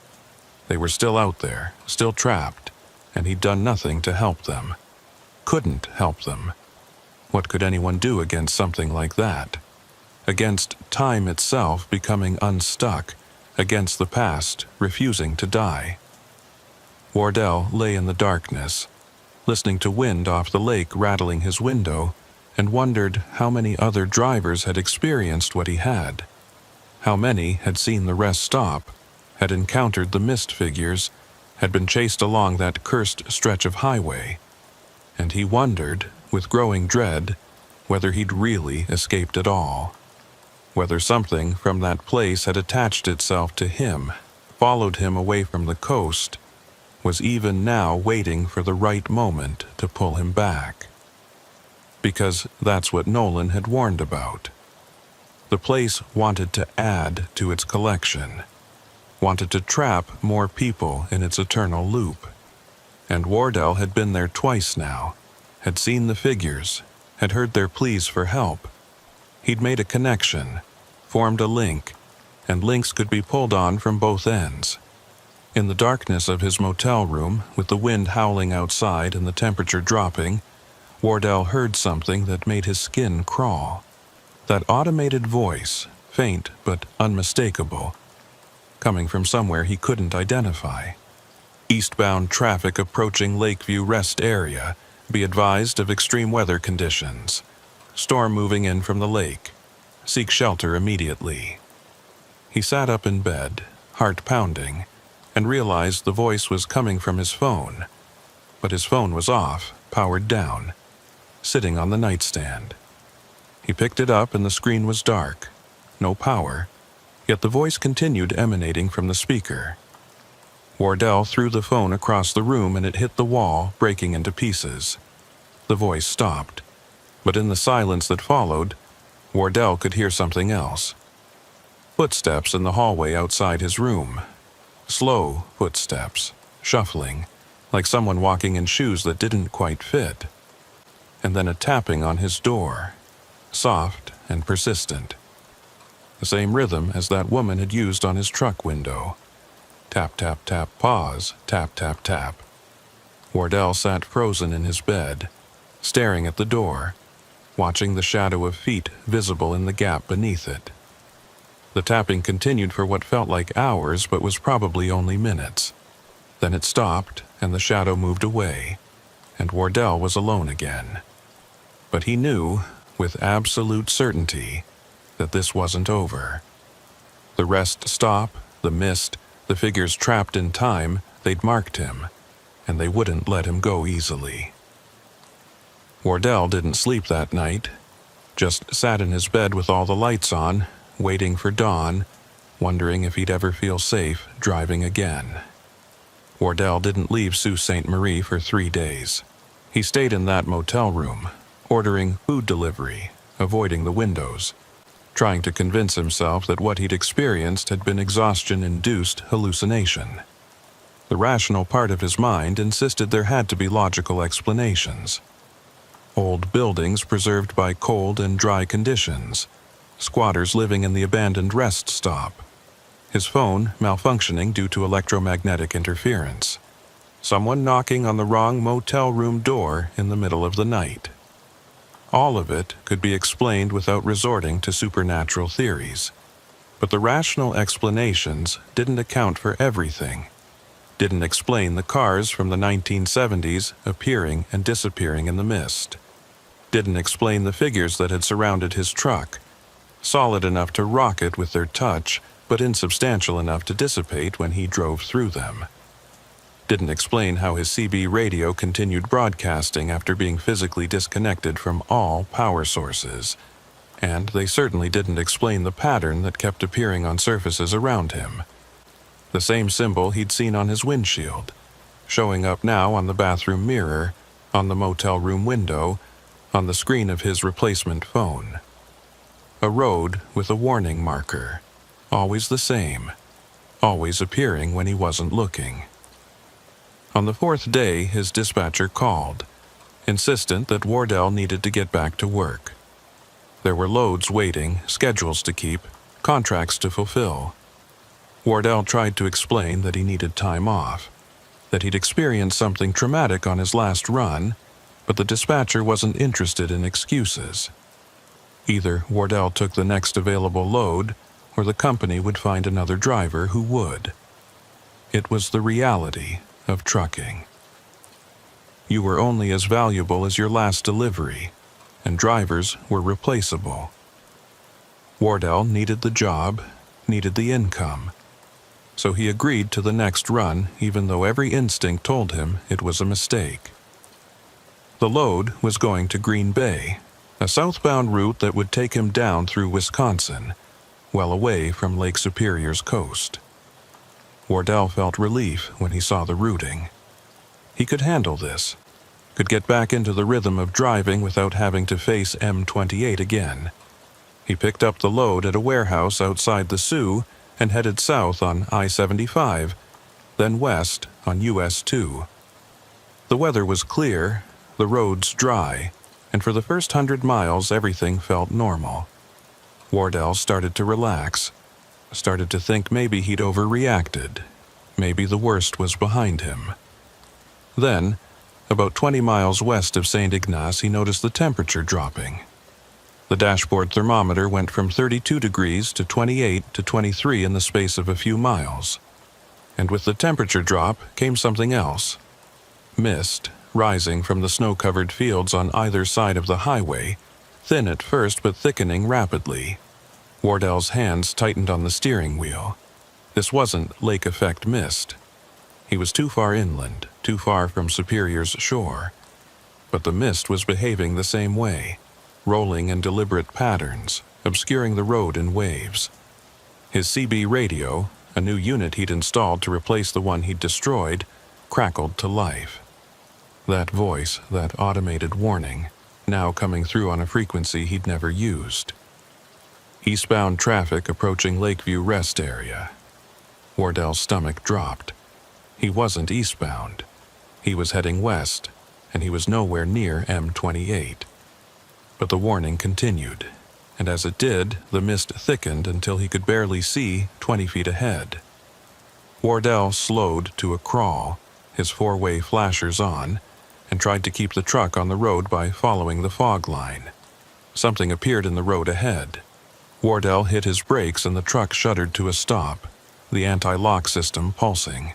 There, directly in his lane, was a vehicle. Not a modern car, but something from decades ago, a station wagon with wood paneling on the sides, its hazard lights flashing weakly. Wardell sat there, engine idling, trying to decide what to do. Every lesson from his encounter on M28 told him to turn around, to get away from this situation. But he was on a straight section of highway with no room to turn around, and the mist was so thick he couldn't see what was behind him anymore. A figure emerged from the station wagon. A woman, dressed in clothing from the 1970s, waving for help. Wardell watched through his windshield as she approached his truck, and even from a distance he could see that something was wrong with her movements, that same too smooth quality he'd seen before. She reached his driver's side window and tapped on it, her face pale and indistinct in the mist. Wardell didn't roll down the window, didn't acknowledge her. He just sat there, staring straight ahead, remembering Nolan's warning. Don't investigate. Don't help. Don't engage. The woman's tapping became more insistent, and then she began speaking. Wardell couldn't hear her through the closed window, but he could see her mouth moving, could see the desperation in her gestures. She was pointing back toward the station wagon, pointing at something Wardell couldn't see. Maybe other passengers. Maybe children. The scenario was designed to pull at his conscience to make him want to help, but Wardell kept his hands on the wheel and his eyes forward. This wasn't real. This was the phenomenon spreading, following him away from the coast, trying to trap him the way it had trapped so many others. More figures appeared in the mist around his truck. Men, women, children, all dressed in styles from past decades. They surrounded the cab, pressing their hands against the windows, their mouths moving in silent pleas. Wardell could see their breath fogging the glass, could feel the truck rocking slightly from their touch. They were becoming more solid, more real, and he knew if he didn't do something soon, they would find a way inside. He put the truck in reverse and began backing up slowly. The warning beeps loud in the enclosed cab. The figures scattered but didn't disappear, reforming behind and beside his truck as he moved. Then Wardell saw something that made his decision for him. In the mist ahead, beyond the station wagon, more vehicles were appearing. Dozens of them, maybe hundreds, old cars and trucks materializing out of the white. And between them, walking toward his position, were more figures. An army of them, all converging on his location. They were hurting him, Wardell realized, trying to force him off the road, trying to trap him in the mist where time didn't work properly and the past could swallow the present. He couldn't back up far enough to escape them all, and going forward would drive him directly into their midst. Wardell made a split-second decision. He cranked the wheel hard to the right and hit the accelerator, driving off the highway into the snow-covered field beyond. The truck bounced and lurched over the uneven ground, the trailer fishtailing behind him, but he kept the power on and fought the wheel to maintain some semblance of control. Behind him, he could hear metal scraping as the trailer tandems caught on something, but he didn't stop. He just kept driving across the field, praying he wouldn't hit a drainage ditch or a fence post hidden in the snow. The mist seemed to follow him, billowing across the field, and in his mirrors, Wardell could see the figures pursuing. They were running now, their movements becoming faster and more frantic, and the sight of them sprinting through the snow was more terrifying than when they'd been moving slowly. They were losing their facade of humanity, becoming something else, something that moved in ways that no living person could. Wardell pushed the truck harder, the engine roaring, the wheels spinning in the soft snow. He had maybe 100 yards lead on the nearest figures, and it was shrinking. Ahead, he could see lights. A farmhouse, isolated in the middle of the field with a barn and several outbuildings. Wardell aimed for it, hoping the presence of living people might offer some protection from whatever was chasing him. He slid to a stop in the farmyard and jumped from his cab, running toward the house. He pounded on the door, looking back over his shoulder at the mist rolling across the field, at the dark shapes moving within it. The door opened, and an elderly man stood there, shotgun in hand, eyes wide at the sight of an 18-wheeler parked in his yard. "Please," Wardell gasped. "You have to let me in. There's something in the mist, something that's been following me." The farmer looked past Wardell at the approaching white wall, and his expression changed from anger to fear. "Get inside," he said, pulling Wardell through the door. "Quick!" He slammed the door and threw multiple locks, then moved to the windows and began closing heavy wooden shutters that Wardell hadn't noticed before. "You led them here," the farmer said, his voice tight. "You brought them off the highway." Wardell stammered an apology, but the old man shook his head. "Doesn't matter now. They're here. We just have to wait them out." The farmer lived alone, and he knew about the phenomenon. "Been happening for years," he said as they sat in his darkened living room, listening to the wind and the mist pressing against the house. "Started back in '79 with that business at the rest stop, but it's been spreading ever since. Used to be confined to M28, to the coastal sections, but every few years it pushes a little further inland, claims a little more territory. Now it can appear anywhere in the UP when conditions are right. Cold temperatures, heavy mist, and someone who's already been touched by it. He looked at Wardell. You've been to the rest stop, haven't you? Seen the building? Wardell nodded, twice. And I've been trying to avoid it, trying to stay away from that area. The farmer made a sound that might have been a bitter laugh. Doesn't work that way. Once you've seen it, once you've made contact, it can find you anywhere. The mist is like a bridge, connecting all the places where time got broken, and the things trapped in those places can use the bridge to reach out. They're looking for a way back, looking for someone to take their place so they can escape. He stood and peered through a crack in the shutters. They're circling the house. Won't come inside, not yet. Too much life here, too much present tense reality. But if we were to go outside, they'd take us in a heartbeat. They sat in the darkness for hours, listening to sounds outside that didn't quite match wind or natural movement. Wardell could hear footsteps on the porch, hands sliding across the windows, voices whispering words he couldn't quite make out. His phone, turned off and buried in his jacket pocket, began broadcasting that warning message again. The farmer told him to throw it in the fireplace, and Wardell did, watching the device melt in the flames. But the voice continued, now seeming to come from the walls themselves, from the very structure of the house. It wants you specifically, the farmer said. Wants you more than me. I'm old. I've lived my life. But you're younger. You've got years ahead. That makes you valuable to them. A better trade. Wardell asked what he meant, and the farmer explained his theory. The people who vanished in '79, they're not dead in any normal sense. They're trapped in the moment before death, in the space between living and dying. And the only way they can move forward, can finally die and be released, is if someone takes their place. One life for one life. That's why they keep reaching out, keep trying to pull people in. They need replacements.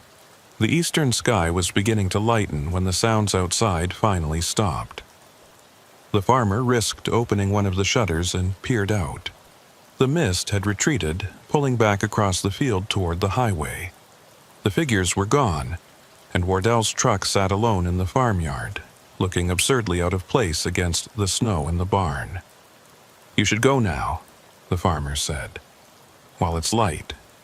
They're weaker in daylight, less able to manifest. But you need to understand something. This won't stop. They'll keep coming for you, keep trying to pull you back, until either you give in or you find a way to break the connection. Wardell asked how to break it, and the farmer shook his head. I don't know. Nobody who's figured it out has come back to tell the story. But I know this. Avoiding the coast won't help. Running won't help. The only thing that might work is confronting it directly, going back to the source, to the rest stop, and finding out what really happened there. He paused, looking at Wardell with eyes that had seen too much. Find out if there's a way to release those people, to let them finally die. Because as long as they're trapped, as long as they're desperate, they'll keep reaching out. And eventually, they'll succeed in taking you.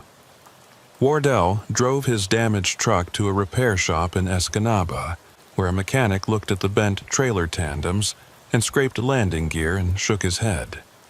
Lucky you didn't break an axle, the mechanic said. While the repairs were being done, Wardell sat in the waiting room and searched his phone for more information about the rest stop. This time, he found something buried deep in a local history forum. A post from 2011 by someone claiming to have been a state highway maintenance worker in 1979. The worker described being sent to the rest stop days before it was officially closed, tasked with removing equipment and supplies. The place felt wrong, the post read. Cold in a way that had nothing to do with temperature. And there were sounds coming from the walk-in freezer in the restaurant kitchen. Scratching sounds, like someone was locked inside. But when we opened it, there was nobody there. Just frost so thick it looked like ice sculptures, and a smell like winter and deep water. The worker went on to describe finding items in the freezer that shouldn't have been there. Personal belongings, wallets, keys, pieces of clothing, all frozen solid and arranged in a deliberate pattern. It looked like someone had been trying to preserve something, the post continued, or trying to mark something. Wardell read the post 3 times, his mind racing. The freezer. Could that be where it started? Where the phenomenon was anchored? He searched for more information and found references to the site having been used for something else before the rest stop was built. An old ice house, where ice was harvested from Lake Superior in winter and stored for summer use. The pattern was becoming clearer. A location with a history of extreme cold and preservation. A building constructed on that site with a walk-in freezer. An unusual storm that brought unseasonable temperatures and thick mist. And 40 people who vanished without a trace, their belongings left behind. When his truck was repaired, Wardell made a decision. He wouldn't continue to Green Bay. He wouldn't run anymore. He would go back to the rest stop one final time and try to end this. His dispatcher called within the hour, demanding to know why he was going the wrong direction. Wardell didn't answer. He turned off his phone, unplugged his CB radio, and drove in silence back toward M28, back toward the coast, back toward the exit that had haunted him for weeks. The exit appeared in late afternoon. Wardell took it without hesitation, following the ramp down into the trees. The rest stop was there waiting, dark and abandoned. But this time Wardell wasn't there to explore or understand. He was there to end it. He parked his truck and walked toward the main building, and as he did he saw figures beginning to appear in the parking lot. The same people he'd seen before, watching him, following him, but they didn't approach. They just watched, as if curious about what he was doing. Wardell found the kitchen and the door to the walk-in freezer. It was frozen shut, but he found a pry bar and forced it open. Cold air rushed out, ancient and patient and aware. He stepped inside and found the frost sculptures the maintenance worker had described, and in the center of the space, arranged in a circle, were the belongings. 40 sets of them. Wallets and keys and watches and wedding rings, each one representing a person who'd been in the rest stop that night in 1979. In the very center was a metal box. Wardell pried it free from the ice and opened it, finding documents and a journal belonging to the rest stop's manager. The final entry was dated August 17, 1979, written in increasingly frantic handwriting. The temperature is dropping too fast. The systems can't keep up. The freezer is malfunctioning, running at temperatures that should be impossible. I can hear something in the freezer, a sound like wind or voices. And the door won't stay closed. It keeps opening on its own. And every time it does, the temperature drops further. I think something is wrong with this building. Something was here before we built the rest stop. Something that's been sleeping, and we've woken it up. Wardell heard the footsteps and turned to find a figure standing in the freezer doorway. It was one of the women from the parking lot, but now she looked more solid, more real. She was staring at the circle of belongings, and her expression was one of recognition and sorrow. "You understand now," she said, her voice clear. "We've been trying to tell someone for 45 years. We're not dead, we're trapped, held here by something that feeds on cold and time." Other figures appeared behind her, crowding into the freezer. "Can you help us?" the woman asked. "Can you find a way to break this? To let us finally move on?" Wardell looked at the circle of belongings, at the desperate faces surrounding him. "I don't know what to do," he admitted. The woman pointed at the circle. "Take them out. Break the pattern. It was created to keep us here, to anchor us to this moment. If you break it, maybe we can leave. Maybe we can finally die." Wardell began gathering the belongings, taking them out of their careful arrangement and placing them randomly around the freezer. As he worked, the temperature began to rise. The frost on the walls started to melt. The figures watched with growing excitement and fear, and as the last item was moved, as the circle was finally broken, they began to change. Their forms became less solid, more translucent. "It's working," the woman said, her voice fading. "We can feel it. The pull is weakening. We can move on now. We can finally—" She disappeared mid-sentence, dissolving into mist. The others followed, one by one, their faces showing relief and gratitude before they vanished. Within minutes, the freezer was empty except for Wardell and the scattered belongings. The cold was dissipating, the temperature normalizing. Wardell gathered the belongings into a bag and walked out of the building, back to his truck. The parking lot was empty now, no figures watching, no sense of presence. The rest stop felt truly abandoned for the first time. He drove back up to M28, and when he looked in his mirrors, the rest stop was fading, becoming less substantial. By the time he reached the highway, it had vanished completely. Just trees and an overgrown clearing where it had stood. He delivered the belongings to the Michigan State Police, telling them he'd found them while exploring. 3 days later, he received a call. The items matched missing persons cases from 1979. All people last seen near the old Lakeview rest stop. The cases would be officially closed, families notified. Wardell went back to driving, taking routes that included M28, no longer afraid. He never saw the rest stop again, never encountered the figures or heard the automated warning.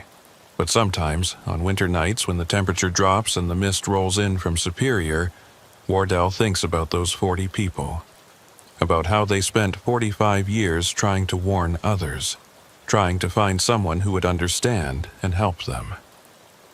He wonders if they found peace when they were finally released. He hopes they did.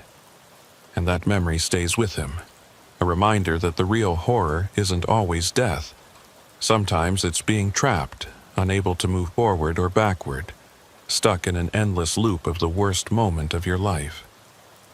Wardell still drives truck, still hauls loads across the Upper Peninsula. But now, when he hears other drivers talking on the CB about strange experiences, he listens more carefully. Because he knows some of those stories are true, that there are places where reality becomes thin and the past bleeds through.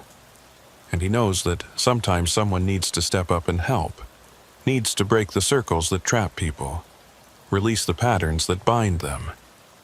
The highway stretches on, and Wardell drives it with open eyes, watching for signs, listening for warnings, ready to help if needed.